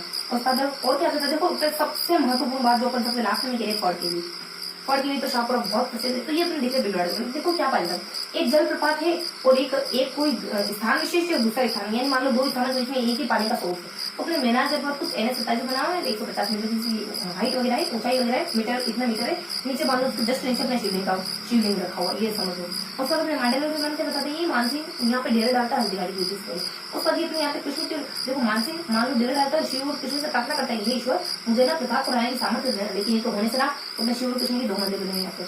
और फिर बताते जाते हैं शाहपुरा तो बहुत प्रसिद्ध है, कुछ 3-4 कैरेक्टरिस्टिक है इसके बहुत ज्यादा। शाहपुरा अपने राम सैन समुदाय के लिए बहुत ज्यादा प्रसिद्ध है, राम सैन समुदाय, उसको और कोई व्यक्ति राम के लिए हो गया, राम सैन समुदाय पूरे संप्रदाय के लिए हो गया, उसका कुछ व्यक्तियों को, इन व्यक्तियों के लिए प्रसिद्ध है। व्यक्ति होगा उसका हमारे कुछ निर्जीव सी चीजें आई जाएगी, मतलब कि कुछ नॉन लिविंग चीजें, जैसे गेट वगैरह है, उसका बाढ़ की छतरी, उसका तालाब वगैरह, पिलर तालाब वगैरह बना हुआ, ये बता देता है। उसके बाद अपने वापस से बता देते हैं फड़, ये भी कुछ अपने नॉन लिविंग सी चीजें, ये भी लिविंग चाहिए, तो अपने फड़ वगैरह के लिए प्रसिद्ध माना जाता है शाहपुरा। सबसे महत्वपूर्ण बात सबसे लास्ट में देखते हैं, ऐसे भी कर सकते 2 अलग अलग जगह इसी तरीके से ध्यान रखो। भीलवाड़ा, देखो भीलवाड़ा के बारे में ये सारी जानकारी हमने क्लियर करी। अब क्या देखने वाले अपन बूंदी, देखो बूंदी कुछ नहीं है, जैसा उसका नाम है बिल्कुल छोटा सा, वैसे उसके बारे में प्रसिद्ध चीजें पाई थी। देखो फोर्थ पर देखने वाले बूंदी के बारे में क्या आता है, बूंदी देखो क्या आता है, क्या ये आने से पहले खत्म हो जाता है, बहुत छोटी छोटी सी मायने वाली सी चीजें। यहाँ पे एक किला वगैरह आ जाएगा, उस किले में कुछ बना हुआ चित्र महल, उस महल के बारे में आ जाएगा, और एक बावड़ी आ जाएगी, मतलब कि किला और किले में पानी का कोई सोर्स आ जाएगा बस। और तो अपने किला और किले में पानी का कोई सोर्स फर्स्ट बता दें अपन बूंदी के किले के बारे में। तो बूंदी का किला सिर्फ और सिर्फ इतना बताते हैं कि 1300 में बड़सिंह ने बनवाया, बाकी जानकारी अपने स्थापत्य में बड़ी है बड़सिंह, बस कितना सा बताते हैं। और बाद सेकेंड बता देते हैं यहाँ पे क्या पाया जाता है, देखो सेकेंड बता दे अपन को चित्रमहल।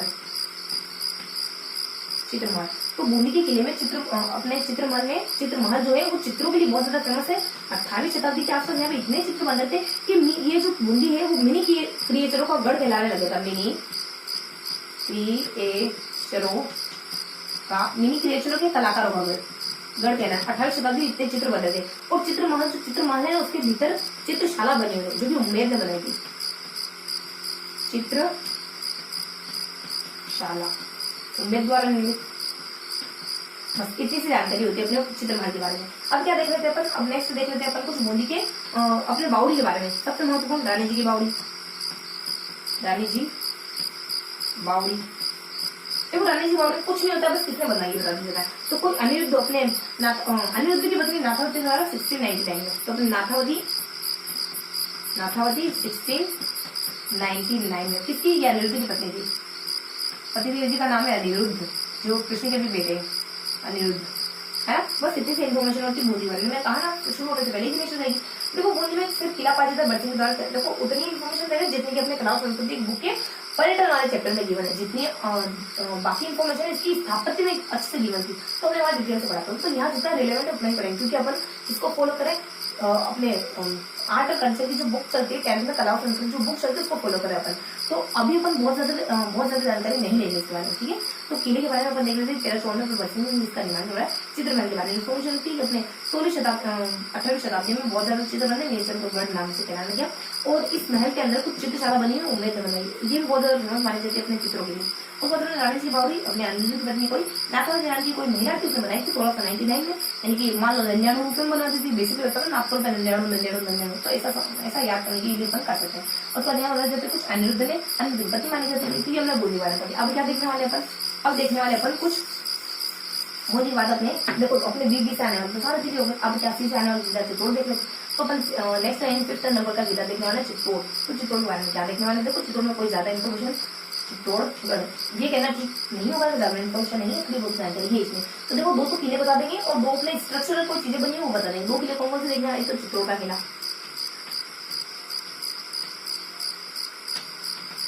चित्तौड़ किला। देखो चित्तौड़ किले में क्या बता रहे हैं कि बेड़च और गंभीर नदी के किनारे, बेड़च यानी बीसी, बेड़च और गंभीर बीजी, मान लो बीजी के किनारे, बेड़च प्लस गंभीर बीजी, बीजी से इन्फॉर्मेशन ले लो। चित्तौड़ घूमने चला जाओ क्या, नहीं जाना। तो यहाँ से बेड़च जनरली मनाई करते हैं, बेड़च और गंभीर याद जाता है। और फिर अपने जनरली है ना, उसके बाद अपने बेड़च और गंभीर बता देते हैं। उसको सेकंड इन्फॉर्मेशन बता दें कि अपने ऐसा माना जाता है कि भीम ने बनवाया था। महाभारत काल जो भीम है ना, भीम ने बनवाया वही भीम जिससे पूछा जाता है कि तुम्हें पेड़ पत्ता, चलो वो तो अपने दुर्योधन कहता है, मतलब कि वही भीम जिसके लिए दुर्योधन कहता है कि तुम्हें पेड़ पत्ता खिलाओ क्या दिख रहा है, जब द्रोणाचार्य पूछते हैं तो फिर मुझे भीम भी दिख रहा है। भीम से मतलब कितना क्लोजली रिलेटेड थे अपने दुर्योधन और भीम, क्योंकि वो आपस में थोड़ा कंपेरिजन चलता था इन दोनों में। तो ये अपने चित्तौड़ के किला जाता है, बेड़च और गंभीर नदी के किनारे भीम ने बनाया था माना जाता है। और अपन एक और किले के बारे में देख लेते हैं जो कि अपने भेसरोड का किला है, भेसरोड गढ़। देखो इसके बारे में क्या था, थोड़ा सा इसका ज्योग्राफिकल चीजें देखेंगे, उसका कोई व्यक्ति विशेष का नाम, एक 200 मीटर की सपाट पहाड़ी पर पठार पर इसका निर्माण है। और पहाड़ी वैसे वो पहाड़ी 200 मीटर की सपाट पहाड़ी पर इसका निर्माण किया गया है, बना हुआ बेसिकली। और फिर बता देते कि ये अपने कुछ एक अपने चंबल और बनास नदी के किनारे, अपने चंबल और बीसी चंबल और बनास नदी के किनारे बना हुआ। और सेकंड इन्फॉर्मेशन आ जाती है व्यक्ति विशेष की। देखो व्यक्ति विशेष के बारे में क्या जानकारी होती है, व्यक्ति विशेष से जुड़ा एक 2 होते हैं। एक तो अपने कुछ कर्नल जेम्स होता है, कर्नल जेम्स टोड। वो कहता है कि अगर मुझे कोई एक पेशकश मांगनी वो कहा जाए तो मैं इसी को मांगूंगा। तो ये पेशकश से समझ बात कहते हैं, पेशकश कि अगर मुझे कोई एक पेशकश नजराना पेश किया जाए तो मैं यही मांगना चाहूंगा। उसके बाद एक और शख्स आ जाते हैं, 2 व्यक्ति की बात होती है। एक और अपने कुछ अपने कर्नल जेम्स टोड, उसके बाद अलाउद्दीन खिलजी।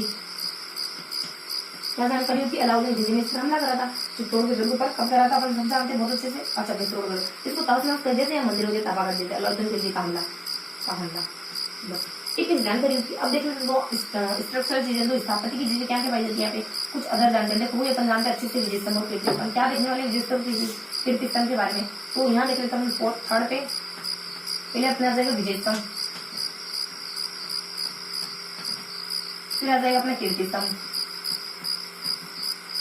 कीर्ति में मात्रा बड़ी, कीर्ति स्तंभ। देखो क्या जानकारी थी, ये कब बनाया, किसने बनाया, कोई और मतलब कि कब बना, किसने बनवाया और किसके लिए बना, मतलब कि कोई व्यक्ति विशेष उसको डेडिकेट करके बनाओ, और ये भी किसको डेडिकेट करके बनाओ। तो इस तरीके से देखेंगे। और नेक्स्ट अपन देखेंगे इनकी क्या क्या कैरेक्टरिस्टिक है। देखो तो ये बनता है अपने कुछ बनाया जाता है अपने कुंभा के द्वारा, और किसको बनाया जाता है कब और किसके लिए, तो अपने कुछ एम खिलजी, सारंगपुर के युद्ध में एम खिलजी से जीते थे। तो इस तरीके से अपने 3 बातें देखी इसके बारे में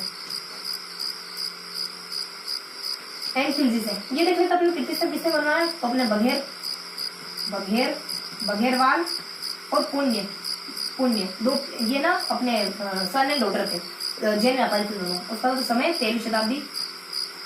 उसका अपने ये अपने आदिनाथ को समर्पित कर दिया, और ये बनता है अपने बस इसकी क्या कैरेक्टरिस्टिक अपने 9 मंजिला है, तो ये अपनी 6 मंजिला है।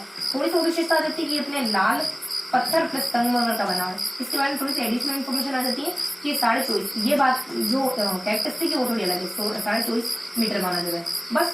उसके बाद और क्या इन्फॉर्मेशन होती है, देखो इसको ना विजय स्तंभ होने में 8 साल लगे थे ऐसे ही बार। और ये तो हम जानते ही कि इनके ऊपर देव देवता की हिंदू देव देवता की मूर्तियां बनी है उसके ऊपर, विजय स्तंभ के ऊपर। और यहाँ अपने जैन देव देवता की मूर्तियां बनी, मतलब कि जैनों के जो अपने मतलब कि जो भी तीर्थंकर कर रहे हैं उनकी मूर्तियां बनी है इसके ऊपर गड़ी गई या फिर बनाई गई। बस ये हल्की से इन्फॉर्मेशन अपने विजय स्तंभ के बारे में और तीर्थ स्तंभ के बारे में। तो हमने देख लिया चित्तौड़ के बारे में। देखो क्या क्या देखा चित्तौड़ की एक बार दिखाने की बेड़च और गंभीर नदी के किनारे मतलब बीच के किनारे बना बेसिकली उसका भीम ने बनाया था। मतलब भीम की विजय मतलब कौन सी क्या अपने प्रथा क्या नाम था, 2 नाम थे ना उसके मूर्ति प्रथा, तो उनके द्वारा बनाया जाता है समाज में। जैसे गुरु बारे में कुछ अपने ज्योग्राफिकल कैरेक्टरिस्टिक आ जाएगी 200 और फिर अपने 2 व्यक्ति विशेष के बारे में। देखो 200 मीटर की पहाड़ी पर और अपने कौन सी चंबल और बनास 2 नदी किनारे। उसको कर्नल जेम्स टोड कहते हैं कि मैं यही पेशकश मांगूंगा अगर मुझे कुछ मांगने का आ जाए। अलाउद्दीन खिलजी द्वारा यहाँ पर हमला किया गया था और यहाँ पे तबाही मचा दी गई।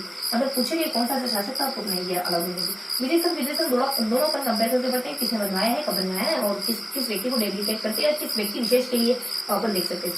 तो यहाँ जब अपने कुंभा जाता है और अपने यहाँ अपने बघेलपाल और कौन, ये दोनों ही अपने जेल में करी। 1444 में 13वीं शताब्दी में था। उसके बाद अपने खिलजी को हराया था, एंड खिलजी हुई थी सारंग की युद्ध। ये अपने आदिलार को समझ, ये 9 मंजिला होता है, ये इससे भी ज्यादा पुराना माना जाता है अपने कीर्ति समय काल। हाँ मतलब 9 मंजिला उसका रीच मिला है। उसके बाद अपने लाल पत्थर हो गया, उसका सफेद संगमरमर से इसका निर्माण किया गया। इसके बारे में कुछ अदर कैरेक्टरिस्टिक होती है कि अपने 24.5 मीटर ऊंचा है। बस अपने फ्लोर के बारे में। अब क्या देखने वाले हैं, अब बच जाते हैं अपने 3 और डिस्ट्रिक्ट, क्योंकि अपने को 8 जिलों को अच्छे से कवर करना था, जिसमें अपन 5 जिलों को अच्छे से कवर कर चुके हैं। अब अपन देखते हैं डी से आने वाले। वो डी से आने वाले बहुत हल्की हल्की जानकारी, डोसा है, धौलपुर है, दोनों के बारे में थोड़ी अच्छी जानकारी। देखो क्या क्या आता है इनमें। तो वो अपना 6 आ जाता है डोसा, बरसोरे मेगा ऐश्वर्या का गाना है ना, बरसोरे मेगा डोसा है ना, ऐसा कुछ। तो देखो ये चीजें क्या होती है कि जब आप जिक्र करोगे ना डोसा का, जब आपके जहन में जिक्र आएगा डोसा का, तो आपको एक सॉन्ग ध्यान आएगा। मतलब इस सॉन्ग का जिक्र होगा तो आपको डोसा देना, डोसा का जिक्र होगा सॉन्ग का देना है। कोड रिलेट करके चीजें अगर याद करने की कोशिश करते हैं ना, बहुत अच्छी याद रहती है। सोच के देखो, आप मान लो वो चीज अच्छे से याद करो, बैठे हो अच्छे से पढ़ रहे हो, पढ़ने के बिल्कुल भूल रहे हो, मम्मी चाय लेकर आती है, आप चाय पीने, जैसे आप चाय पीने लगते हो 1-2 सीप लेते हो और आपका कप गिर जाता है। आपकी कॉपी के जिस पन्ने पर आपका कप गिरा है ना, वो चीज आपको बहुत अच्छे से याद रहेगी कि हाँ यहाँ पे ये लिखा होगा, या फिर उस पन्ने पर ये सारी बातें थी। क्यों याद रखता है ये सब, क्योंकि चीजें को रिलेट हो जाती है। अगर इस तरीके से अपन चीजों को थोड़ा सा किसी के साथ जोड़ने की कोशिश करते, कुछ ऊटपटांग चीजों को जोड़ने की कोशिश करते, उतने ही लंबे समय तक याद रहता है। मैं अगर कह दूं कि आगे इंसान का चेहरा है और पीछे गाय का शरीर है, आगे इंसान का चेहरा है और पीछे गाय का शरीर है, अगर इस तरीके से कह दूं ना, तो आज के दिमाग में इमेज बनी, आगे इंसान का चेहरा है और पीछे गाय का शरीर, इतना अजीब लग रहा है। तो वो चीज आप नहीं भूल पाओगे, क्योंकि माइंड ऐसी चीजों को कैच करता है। माइंड की मतलब की कैरेक्टरिस्टिक यही, माइंड की विशेषता ये, उसको यूनिक चीजें बहुत अच्छी लगती है, उसको बहुत ज्यादा गढ़ी हुई, बहुत ज्यादा व्यवस्थित तरीके की चीजें पसंद नहीं आती। अगर मैं आपके सामने बिल्कुल फॉर्मली बोलूँ, एकदम बिल्कुल वैसे तरीके से, मतलब गर्दन तक मिलाओ इस तरीके से, एकदम हाथ ऐसे करते आप खुद बोर हो जाओगे, 5 मिनट में सुन पाओगे मुझे और चले जाओगे 5 मिनट। तो इस तरीके से चीजों का ना बहुत ज्यादा औपचारिक चीजें, बहुत ज्यादा गढ़ी हुई चीजें पसंद नहीं आती। तो इसी तरीके से अपन कोशिश करेंगे कि चीजों को थोड़ा सा बैंक को याद करने की कोशिश करें ना, क्योंकि फिर अपने को नहीं याद भी तो रखना है, ऐसे कुछ दिखना है कि नहीं। तो डोसा में इन्फॉर्मेशन आती है। देखो हल्का हल्का सा देखते हैं डोसा में क्या पाया जाता है। तो 2 चीजें पाई जाती है डोसा में। तो यहाँ आ जाता है कुछ अपने चांद बावड़ी आ जाती थी पहले, तो अपने चांद बावड़ी, और क्या पाया जाता है डोसा में, और पाया जाता है अपने चांद बावड़ी के अलावा इसी की चांद बावड़ी के परिसर में बना हुआ है कुछ।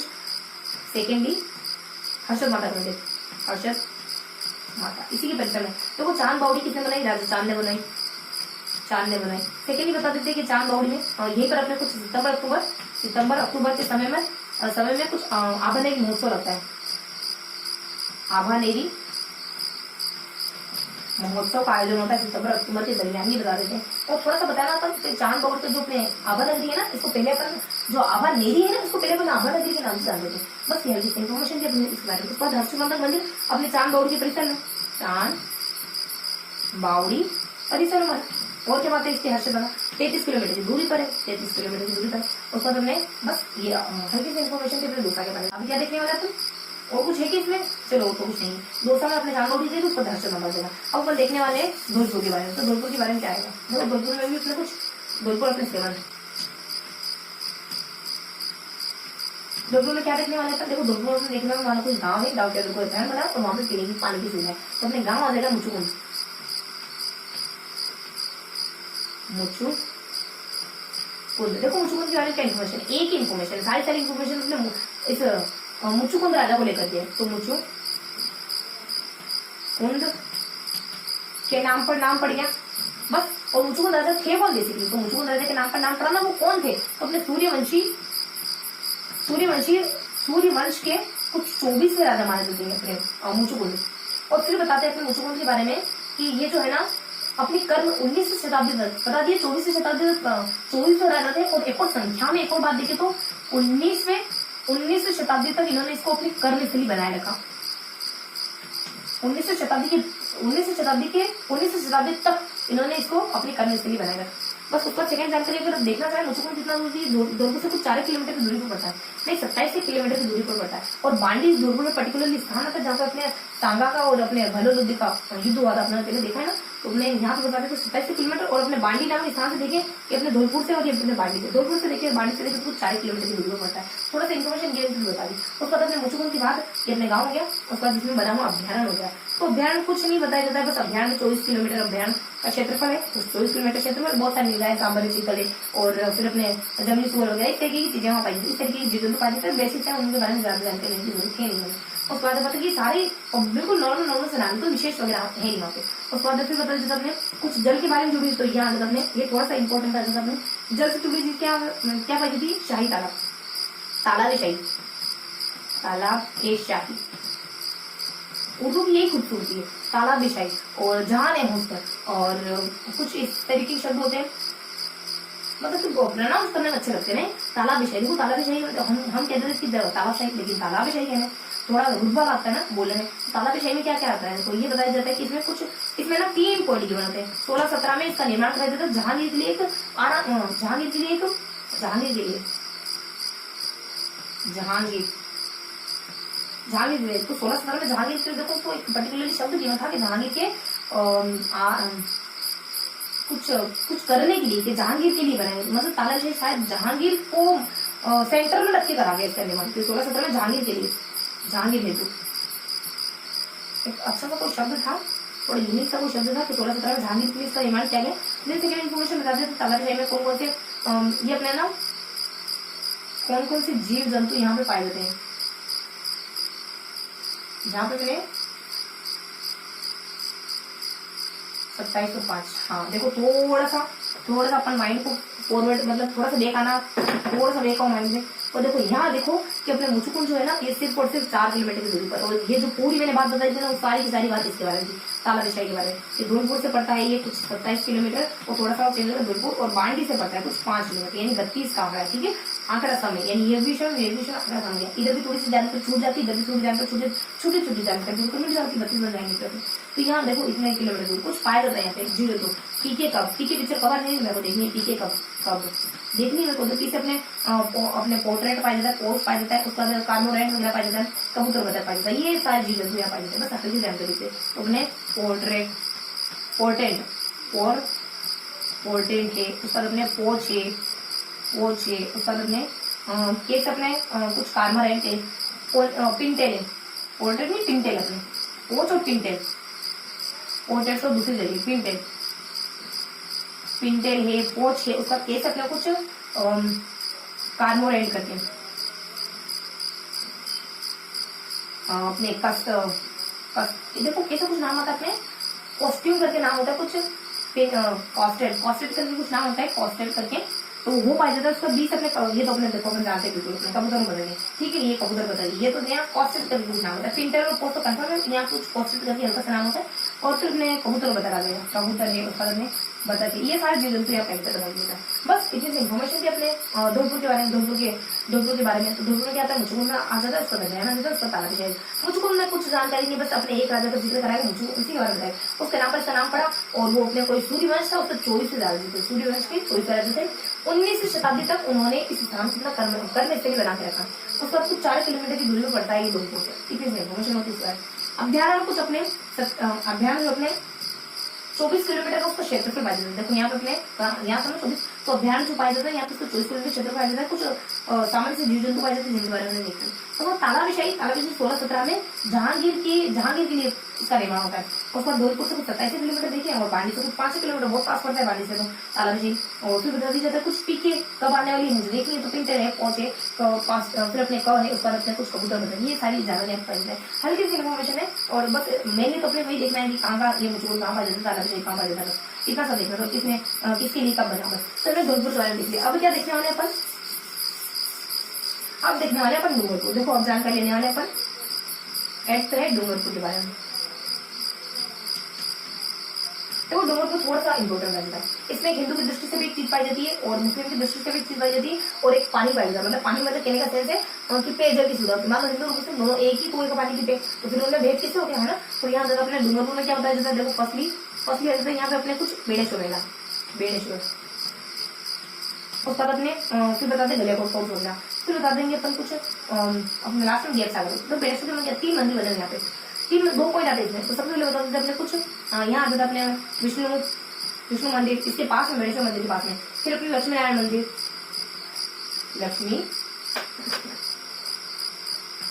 नारायण मंदिर, फिर एक और ब्रह्मा मंदिर, देखो ब्रह्मा मंदिर, यहाँ पे भी ब्रह्मा मंदिर। विष्णु मंदिर किसने बनाया, जानकी ने बनाया था, जनकपुरी ने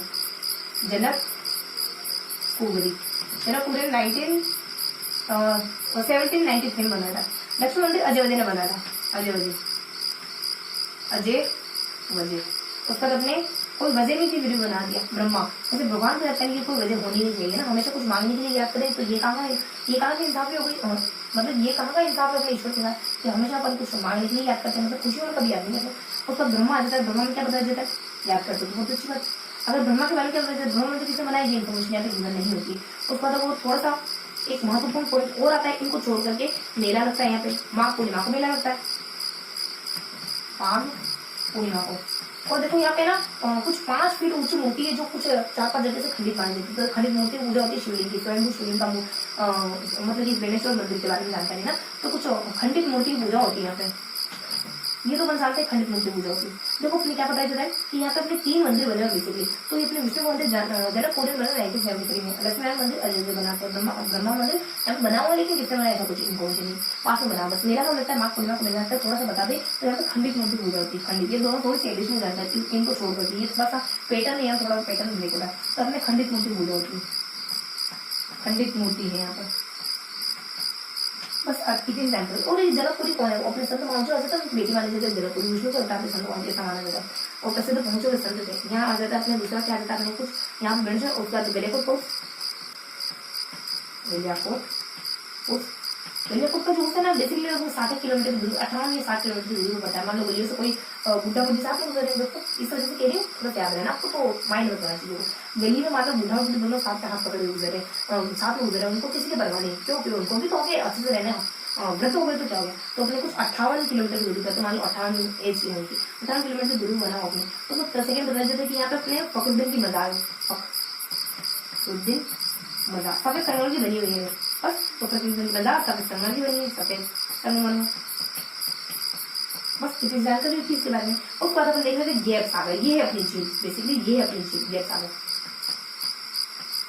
क्या देखते हैं गैप सागर में, गैप सागर क्या है, गैप सागर एक झील है जिसके पास बहुत सारे मंदिरों का समूह है। तो मंदिरों का समूह है, मंदिरों का समूह है, उसको अपन श्रीनाथ जी के नाम से जानते हैं। और राज राजेश्वर उसमें से प्रसिद्ध मंदिर, तो बल्कि आ जाता है सर्व आ जाता है। देखो श्रीनाथ, यहाँ जो अपने उनके मंदिरों के समूह जिसको अपन राज श्रीनाथ के नाम से जानते हैं, श्रीनाथ श्रीनाथ श्रीनाथ श्रीनाथ हाँ श्रीनाथ के नाम से जानते हैं, श्रीनाथ मंदिर श्रीनाथ के नाम से जानते हैं। उनमें से जो प्रसिद्ध मंदिर है वो राज राजेश्वर है, राजेश्वर बहुत कलात्मक दृष्टि से अगर प्रसिद्ध है तो राज राजेश्वर बड़ा नहीं है, बल्कि वो क्वालिटी की दृष्टि से बड़ा है, क्वालिटी की दृष्टि से आगे राज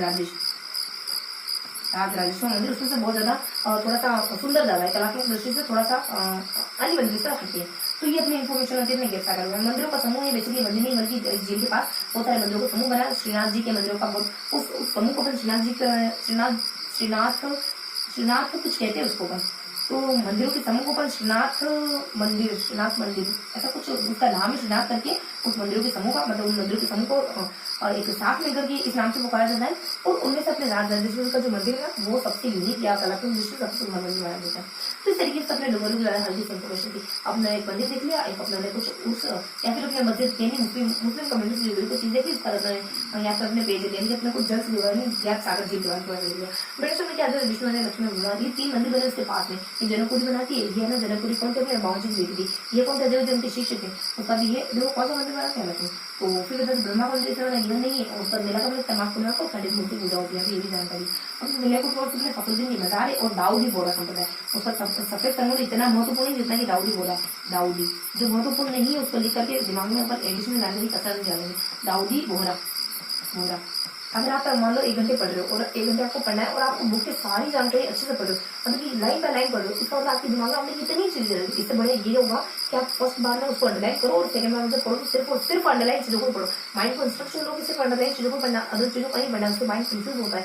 जितनी कम चीजें पढ़ोगे उससे उतनी ज्यादा क्लियरिटी देगी। और सिर्फ नॉलेज लेना जरूरी नहीं, एकदम क्लियर कट नॉलेज होना चाहिए। रास्ता देखो ब्लाइंडर लगाते ना, जो अपने हॉर्स का जो अपने रेस का घोड़ा होता है उसको ब्लाइंडर क्यों लगा देते हैं कि उधर उधर ना देखे, बिल्कुल फोकस होगा एक बिल्कुल सीधे मतलब बिल्कुल सीधे सीधे देखे ताकि उसको डिस्ट्रक्शन ना हो इधर उधर देख सकते हैं। तो अपने गणेश में मिलना चाहता सब अपने मिले और पहुंच सकते तो सर जैसा कर दी जाती। तो ये हमने देखा है डूंगरपुर के बारे में। अब क्या देखना है हमें, अभी क्या देखने वाले अपन बताओ फटाफट से। कहने का मीन्स है कि अब अपन हमेशा की तरह थोड़ा सा हमें देखिए थोड़ा सा फटाफट से रिवाइज कर लेते हैं कि अब क्या जानकारी लेने वाले का। देखो तो हमने क्या क्या देखा, बेसिकली हमने इतने लंबे सेशन में यानी अब तक के सेशन में हमने क्या क्या जानकारी दी, अब तक के सेशन में हमने क्या क्या देखा। तो अब तक के सेशन में हमने कुछ तीन प्रकार के जीरो के बारे में पढ़ा। ए से शुरू, बी से शुरू होना है, सी से शुरू होना है, डी से शुरू होना है। तो फटाफट से इसको रिवाइज कर लेते हैं, जितना देखा है उसको अच्छे से रिवाइज करना पड़ता है। तो फटाफट से रिवाइज कर लेते क्या देखा हमने। तो हमने कुछ बी से जुड़े कुछ 4 जीरो क्वेश्चन देखा। फर्स्टली अपन देखते हैं बारहवीं के बारे में, फिर अपन देखते हैं भरतपुर के बारे में, फिर अपन देखते हैं कुछ भिलवाड़ा के बारे में, फिर देखते हैं बूंदी के बारे में। उसके बाद अपन सी से जुड़े सिर्फ और सिर्फ एक जीरो के बारे में देखते हैं, बहुत मतलब छोड़ दिया। और फिर अपन डी से शुरू हो रहे 3 जीरो को देखते हैं, दौसा, भोजपुर और दुर्ग को देखते हैं। तो वो क्या क्या इन्फॉर्मेशन लेते हैं अपन। सबसे पहले अपन देखते हैं बाड़मेर के बारे में। तो बाड़मेर में आता है बेसिकली ज्यादा कुछ नहीं आता, सिर्फ और सिर्फ अपने एक किराड़ू आ जाता है, एक अपने भटियानी आ जाता है, उसका बीच में नाकोड़ा मंदिर आ जाता है। नाकोड़ा देखो जनरली तो मतलब कि मैंने नाकोड़ा स्कूल के बारे में सुना, तो देखो मेरे जहन में आ रहा है कि अपने भटियानी माता है, पर अपने किराड़ू अपने बॉयज है, मतलब गर्ल्स बॉयज अपने स्कूल में साथ में, मतलब कि को एजुकेशन से जुड़ा स्कूल है। तो चीजों को थोड़ा सा हमेशा किसी में थोड़ा सा इधर उधर जोड़ जाड़ के पढ़ा करो, तो चीजें से ज्यादा भी भूल नहीं पाओगे फिर उसको। तो देखो अपने किराड़ू मंदिर के बारे में क्या बता दें, कुछ ये ना शिव को समर्पित मंदिर माना जाता है। तो सोमेश्वर मंदिर बहुत ज्यादा यूनिक है, कलात्मक दृष्टि बहुत ज्यादा अच्छा माना जाता है। थोड़ी सी ज्योग्राफी के बारे में बताए तो चमकते माना की तरह दिखाई देता है, सोलन की शैली में बस इतनी इन्फॉर्मेशन।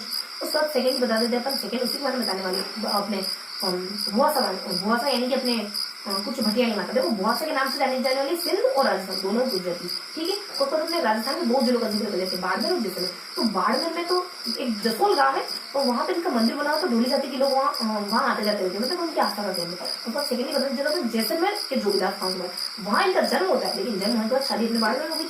भाटी परिवार पैदा होती जोगीदास नहीं, लेकिन शादी अपने राठौर परिवार में करते हैं। और शादी हुई और लालीदास को और इनको मतलब इनके बेटे को और इनको मरवा दी जाता है बड़ी रानी के मतलब कि रंजवश जैसे इंग्लिश में मरवा दी जाता है। तो इनकी शादी के बारे में थोड़ा सा किस्सा का भी बता दी मैंने। उसके बाद अपन क्या देखते हैं, उसके बाद अपन नाकोड़ा मंदिर है। नाकोड़ा मंदिर में संख्या 13 है, 15 है, 3 है। उसके बाद अपने 5 नाथ मंदिर संख्या उसके बाद अपने कुछ शब्द वगैरह आते हैं। तो अपने संख्या मतलब की 13वीं शताब्दी में इसको 13वीं शताब्दी में यहाँ पर आलम शाह ने हमला करा था और 13। उसके बाद 15वीं शताब्दी में यहाँ के लोग बहुत चर्च चला थे। हम लोग मंदिर तो जैसा कैसा रहा रहना है जो रहेगा उसी, लेकिन उसमें वो मूर्ति को उठा करके बचा लेते हैं वो आलम शाह से। और वापस 15वीं शताब्दी में देखा कि माहौल मूर्ति नहीं होते।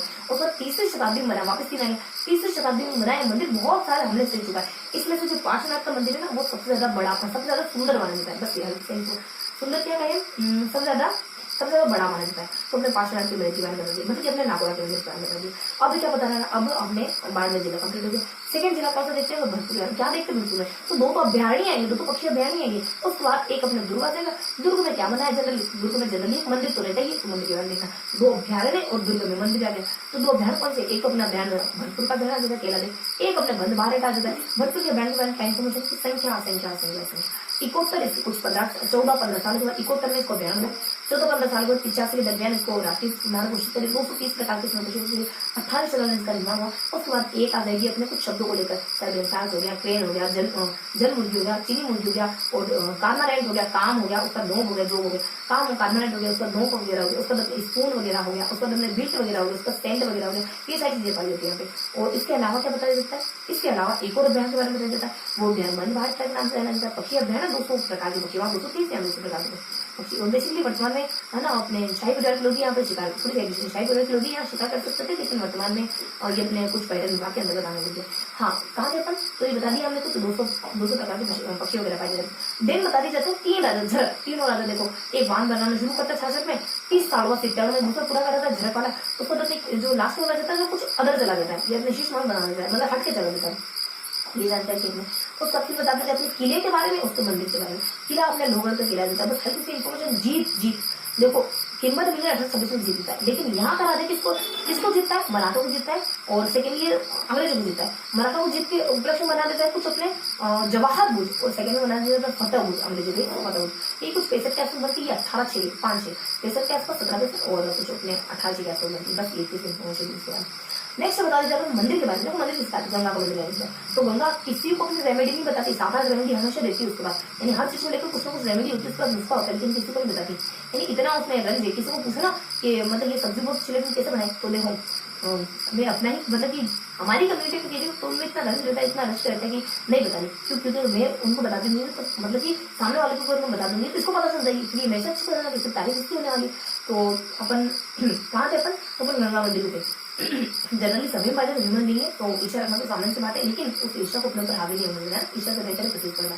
तो फिर क्या करता है, कहाँ पे अपन गंगा मंदिर तक, तो गंगा मंदिर में क्या इन्फॉर्मेशन होती है अपने, तो ब्रजल आ जाता है, उसका ब्रज में आ जाता है, ब्रज पहले आता है, और पहले अपने पहले बलवंत आता है, उसके बाद अपने ब्रज आता है। ब्रज यानी आपने ईश्वर को बाद में करिए, तो बलवंत 1845 का बनवाता है, ब्रजल मूर्ति लाके रखा देता है, कुछ 90 साल लगे थे बनने में, और साथ ही बता देते हैं कि ये कुछ अपनी गंगा के सत्तर में उनके दशकों को यहाँ भीड़ भड़ा का इकट्ठा होता है, और रेमेडी यानी रेमेडी में बना हुआ इस शहर में बना राजस्थान में मुगल और दिल्ली में बना, बस ये गंगा मंदिर से इन्फॉर्मेशन है। कहाँ तक पहुंचे, दोस्त तो बहुत आगे पहुंचे, तो दोनों ने बबर से शुभ देख लिया, और दोस्त फिर अपना बीच से शुभ दोनों देख लिए, और फिर चित्तौड़ से कहाँ चल रहे अपन, बीच पे चल रहे ना हम, तो मतलब माइंड वाला थोड़ा आगे फॉरवर्ड हो गया।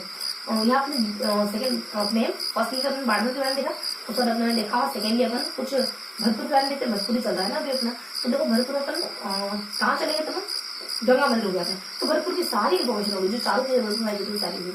उसके बाद अपन नेक्स्ट क्या देखते हैं, नेक्स्ट अपन देखते हैं बाड़मेर हो गया, उसके बाद भरतपुर हो गया, उसके बाद अपन देखते हैं कुछ भिलवाड़ा क्या इन्फॉर्मेशन देखो, हल्की की जानकारी थी, जल मतलब कि अपने मेला जल जल प्रपात पाया जाता है, उसके बाद अपने कुछ 2 स्थान पाए जाते हैं, तो मांडलगढ़ और एक और अपने दूसरा पाया जाता है शाहपुरा। जल प्रपात कुछ नहीं, बस NH 27 के बना हुआ है, हल्की बात मतलब रोड में बना हुआ है, उसके नीचे 150 किलोमीटर और मतलब कि 150 किलोमीटर उसकी लंबाई है, उसके बाद नीचे मान लो शिव मंदिर बना हुआ, तो इस तरीके से इसके लिए कुछ 80 किलोमीटर की दूरी पर पहुंच जाते हैं। उसके बाद बताया अपन कि मांडलगढ़ तो बहुत सारे युद्धों का साक्षी रहा है। मांडलगढ़ को मानसिक आदत है, मानो मानसिक मान प्रे कर रहे हैं कि शिव से प्रे कर रहे हैं कि मैं अकबर को हरा दूं, आई मीन प्रताप को हरा दूं, तो अपने मानसिक और शिव मंदिर भी पाए जाते हैं, बता देते हैं। मांडलगढ़ कुछ अपने 54 किलोमीटर की दूरी पर बना। उसका नेक्स्ट इन्फॉर्मेशन आती है शाहपुरा में, यहाँ पर बहुत ज्यादा कैरेक्टरिस्टिक है। शाहपुरा अपने रामकृष्ण समुदाय के लिए 1804 में तीर्थ स्थान घोषित कर दिया गया। फूलडोल मेला जो अपना फूल यानी फूलडोल मेला जो फाल्गुन के महीने में रहता है, 2-3 दिन का मेला होता है, तो ये यही समझ माना जाता है। इसका विशेष महत्व शाहपुरा का विशेष महत्व फूलडोल को लेकर थे, शाहपुरा का विशेष महत्व रामकृष्ण समुदाय को लेकर थे। सेकेंड कुछ व्यक्ति, ये तो पूरा संप्रदाय, अब व्यक्ति कैसे राव जो राव, ये तीनों का जन्म यही होता है। तो कुछ वस्तुओं के बारे में बताएं, तो कुछ वस्तुएं क्या हो जाती है, जैसे पीवड़ा तालाब हो गया, और फिर अपने टी हो गया, पीवड़ा तालाब हो गया, बी से अपने भारत छतरी, और टी से अपने कुछ त्रिपुलियन गेट हो गया। तो ये सारी चीजें यहाँ पर स्थापित। एक और थोड़ा सा नॉन फड़ का समझ इन्फॉर्मेशन भी दिलाना चाहिए। अब जैसे बूंदी बच्चा बूंदी में ज्यादा कुछ जानकारी नहीं आती है, बूंदी में थोड़ा सा 3 जो का जिक्र देखते, कोई अपने दुर्ग आ जाएगा, उस दुर्ग के अंदर छतरी, तो उस दुर्ग के अंदर पानी की व्यवस्था तो होगी सही, दुर्ग में पानी, दुर्ग जिसने बनाया यहाँ का, तो बट से ज्यादा 13 चौन के आसपास बनाया जाता है। और यहाँ पे पानी की सुविधा किसने करे, तो नाथावती ने 1699 में करेगा, 99 कर रहे थे 1699 में अनिरुद्ध की पत्नी मानी जाती है, कृष्ण की मान लो बहुत ही। और उस बाद अपन कुछ इस जो किला देखा, इस तरह चित्रमहल भी बना हुआ है, चित्रमहल बना हुआ है। इस चित्रमहल में भी कुछ चित्रशाला है पर्टिकुलरली, जो उम्मेद के समय बनी, और बहुत मतलब चित्रों की दृष्टि से बहुत ज्यादा सुंदर, चित्रों की दृष्टि से बहुत ज्यादा प्रसिद्ध मानी जाती है। और ये बूंदी कितने चित्र बना रहा था 18वीं शताब्दी में, इसको ना मिनी क्रिएचर कलाकारों का गढ़ कहने लगे थे। बस हल्की इन्फॉर्मेशन इसके बारे में, अपने इसके किले के बारे में, इसके पानी के स्रोत के बारे में, और इस किले के अंदर बने अपने चित्रमहल के अंदर बने अपने चित्रशाला के बारे में। तो ये देखा बोली, तो चारों जिले देखने में 20 से शुरू हुआ है, बस हमारे 20 से शुरू हुआ है, 4 जिले अच्छे से फिनिश हो गए। बाड़मेर हो गया, उसका 20 से भरतपुर हो गया, उसका 20 से भिलवाड़ा हो गया, उसका 20 से बूंदी हो गया, 4 जिले फिनिश। अब 30 से शुरू होना सिर्फ और सिर्फ एक जिला, कौन सा, सिर्फ एक जिला, चित्तौड़ का जिला। चित्तौड़ का किला है चित्तौड़ जिला। तो क्या देखने वाले इसमें, देखो इसमें तो 2 दुर्ग बने हुए, 2 दुर्ग बने हुए और 2 स्थापत्य की जगह है। तो 2 दुर्ग कौन कौन से हैं, एक अपने विष्णु का दुर्गा जगह, चित्तौड़ जगह स्थापत्य की जगह। चित्तौड़ दुर्ग में क्या इन्फॉर्मेशन होती है, बस इतना सा बताते हैं कि बेड़े जो बनेंगे बीजे के किनारे बना, किसी भीम के बीजे, यानी अपने द्रौपदी, देखो कितना उल्टा निकल गया, द्रौपदी नहीं अपने प्रथा यानी कुंती, तो अपने बीजे के किनारे बना हुआ है, और अपने कुछ भीम ने बनाया था, ऐसा माना जाता है, महाभारत काल के भीम ने बनाया था। उसका नेक्स्ट अपने बेसर ऑर्डर के बारे में क्या इन्फॉर्मेशन होती है, कुछ थोड़ी सी भौगोलिक जानकारी होती है, कुछ अपने 200 मीटर की ऊंची पहाड़ी पर बना हुआ है, उसका अपने चंबल बनास BC यानी चंबल बनास के किनारे बना हुआ। उसका थोड़ी सी जानकारी होती है, इसमें कुछ 2 शख्स की जानकारी होती है। एक शख्स अपने जाते हैं, जिसको इस पर हमला कर देते हैं, दूसरा शख्स आ जाता है स्टोर में। तो दोनों शख्सों की जानकारी हो कहते हैं, मैं पहली पेशकश के रूप में इसी जिले को लेना एक्सेप्ट करूंगा या फिर पसंद करूंगा। बस ये हल्की से इन्फॉर्मेशन दोनों जिलों में। अब स्थापत्य की जानकारी देख लेते हैं, सब अपने कुंभा आ जाता है, 1440 आ जाता है, और अपने जितनी उपलक्ष्य बनाया जाता है, बघेरवाल और पुण्य आ जाता है, 13वीं शताब्दी आ जाती है, और आदिनाथ में 16वीं बनाया जाता है। इसमें अपने कुछ 9 मंदिरें पाई जाती है, इसमें अपने 6 मंदिर में कुछ एडिशनल जानकारी, ये लाल पत्थर और सफेद संगम, ये कुछ 24.5 मीटर की ऊंचाई पर बना इस। बाकी ये तो पता ही है कि यहाँ पे हिंदू देवी देवता की मूर्तियां बनी इसके ऊपर, और यहाँ पे अपने जैन तीर्थंकरों की मतलब तीर्थंकरों की मूर्तियां बनी है इसके ऊपर, मतलब कि चित्र बने उसके ऊपर। ये हल्की से इन्फॉर्मेशन देने।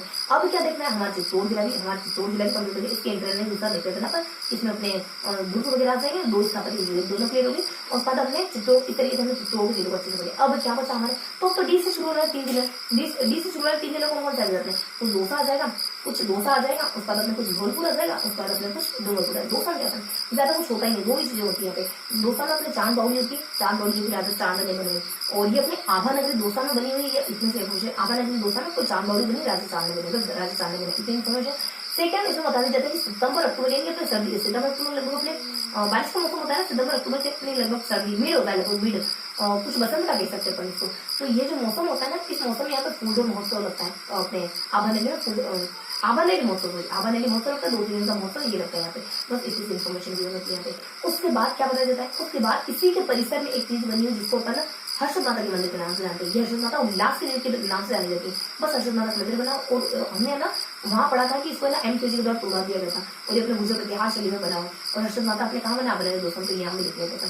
और हर्षद माता का मंदिर कुछ 33 किलोमीटर की दूरी पर है। बस इतनी इन्फॉर्मेशन, 2 का अपना खत्म हो गया, 2 चीजों को लेकर के। उसके बाद धौलपुर में 3 चीजें आती है, नाम की 3 चीजें होती है, लास्ट में अच्छी से इन्फॉर्मेशन है, बाकी दोनों में तो सिर्फ नाम आता है। अभ्यारण वगैरह यहाँ पे मान लो कोई गाँव है, उसके अंदर डैम बना, उसमें पानी की कोई सुविधा है यहाँ पे। तो गाँव तो मुचुकुंद बता दें कि मुचुकुंद राजा था, उसके नाम पर नाम रखा गया। ये कोई सूर्यवंशी कोई वंश चला तो उसको 24 चला था। 1900 शताब्दी तक इसने इसको अपनी कर्मस्थली बना करके, बस इतनी इन्फॉर्मेशन आती है मुचुकुंद के बारे में। और जो बताना चाहिए थोड़ा सा पहले तो कुछ 27 किलो अपने कुछ 40 किलोमीटर की दूरी पर जाती होगी, तो 40 किलोमीटर की दूरी पर पड़ता है दूर से। बस इतनी से इन्फॉर्मेशन आई मुचुकुंद और 4 शब्द 4 किलो। उसके बाद बता देते अपने थोड़ी अच्छी से इन्फॉर्मेशन तालाब शाही। तालाब शाही तो 16-17 बनता है, जहांगीर कब आने वाली मुझे देखनी है, क्योंकि मूवी बहुत अच्छी मुझे देखनी कब आने वाली। तो ये बताते जब तक पीछे कुछ पहुंच है, पीछे अपने पिंटे ले, और के भी तक कब आने वाले, तो कबूतर जैसा ने अपने बदल वगैरह देखो सब पता होना चाहिए। तो हल्की से एकदम डाल दिए पर, और फिर बस ये अपनी जीवन कर कितने किलोमीटर की दूरी पे, ये कुछ अपने 32 का अंदर 27, और फिर अपने बता दें 5 और उधर से देखो 27 मान देखो कुछ, और 4 किलोमीटर 5 किलोमीटर की दूरी पर ही। बस ये हमने देख लिया। लास्ट में अपना आ जाता है डूंगरपुर। तो डूंगरपुर में अपन क्या देखते हैं, तो 8वां जिला आ गया आपने। तो डूंगरपुर में क्या देखते हैं, एक हिंदू के लिए पाया जाता है, एक मुस्लिम के लिए पाया जाता है, और अपने जल के लिए कुछ पाया जाता है। जल के लिए मतलब पेयजल का कोई स्रोत मान लो, हिंदू की दृष्टि से देखिए तो अपने पेड़ेश्वर, मुस्लिमों की दृष्टि से देखिए तो फखरुद्दीन बाजार यानी अपने गलिया को पहुंच जाता है। और यहाँ पर जल की निगाह से देखे तो ज्ञापसागर जीरो वगैरह, इसके पास बहुत सारे मंदिर बने जिसको श्रीनाथ मंदिरों के समूह के नाम से जानते हैं। तो अपन देखते हैं बेणेश्वर, जो 3 मंदिर बने, फर्स्ट सेकंड थर्ड। अपने सबसे पहले तो विष्णु का, उसके बाद उनकी पत्नी लक्ष्मी नारायण का, उसके बाद अपने ब्रह्मा जी का, मान लो उसको सूख दिया अपने। तो यहाँ ये बनाते हैं अपनी जानकी बनवाती है 1793 में 93 में 7 बचना 7 छूट रहे हैं, तो किसी का साथ नहीं हो, 7 छूट गया सब पाएगी काम करेंगे, लेकिन फिर भी वो करती थी। तो यहाँ बताते हैं कि जो 2 शिष्य थे ना अजय उन्होंने बनाया, ये किसने बनाया, जानकारी का। उसके बाद बता देते हैं कि यहाँ पे माघ पूर्णिमा को, माँ की पूर्णिमा में यहाँ मेला लगता है। थोड़ा सा बता दिया यहाँ खंडित मूर्ति पूजा होती है, तो ये अपने कुछ पैटर्न से बता दिया, ये फिर अपनी नॉन पैटर्न से बता दी। उसके बाद अपन थोड़ा सा गले को वो आते हैं सिर्फ होते, ये अपने फखरुद्दीन की मजारों के लिए फेमस है गलियापुर, तो सबसे समय का बना हुआ है। कुछ इनकी शिक्षाएं वगैरह लिखी हुई, इनकी कब्र पर शिक्षा लिखी पूरी अपने सोने के मतलब की सोने के पानी से इनके आय के लिखी गई दरगाह की, एडिशनल जानकारी होती है जो थोड़ा सा पता हो तो थोड़ा इंटरेस्ट आता है इस चीजों को पढ़ने में। उसके बाद फिर बता देते हैं कि यहाँ पे दूसरी चीज दाऊदी बोरा संप्रदाय की आस्था का केंद्र माना जाता है गलियापुर का जो इलाका है, गलियापुर गाँव में लगाओ बेसिकली। तो ये हर किसी इन्फॉर्मेशन में गलियापुर है। और लास्ट ये अपन देखते हैं इस पुलिस स्टेशन का भी लास्ट है और इस जिले का भी लास्ट है गैर सागर क्या है, एक झील है, और झील के पास बहुत सारे मंदिर बने श्रीनाथ जी के मंदिर के नाम से, उनमें से राजराजेश्वर का मंदिर सबसे सुंदर मंदिर माना जाता है। तो ये था हमारा इसका पूरा सेशन। तो हमने कुछ 8 जिलों द्वारा लिखा, तो 4 तो हमने कुछ बी से शुरू हो रहा है, सी से शुरू हो रहा है देख रहे, और डी से शुरू हो रहा है दूसरा है, उसका तो धौलपुर है, उसका धौलपुर है। इनको हमने देख लिया, यानी कि हमने किस तरीके से देखा 4, 1, 3 इस तरीके से हमने 8 जिलों के बारे में डिस्कशन करा। तो ये था हमारा इसका पूरा सेशन, जिसमें हमने कुछ 8 जिलों को अच्छे से देखा है। तो आई होप आज का सेशन आपको पसंद आया होगा। तो फिर मिलेंगे इसी किसी अगले वीडियो में, तब तक के लिए जय हिंद।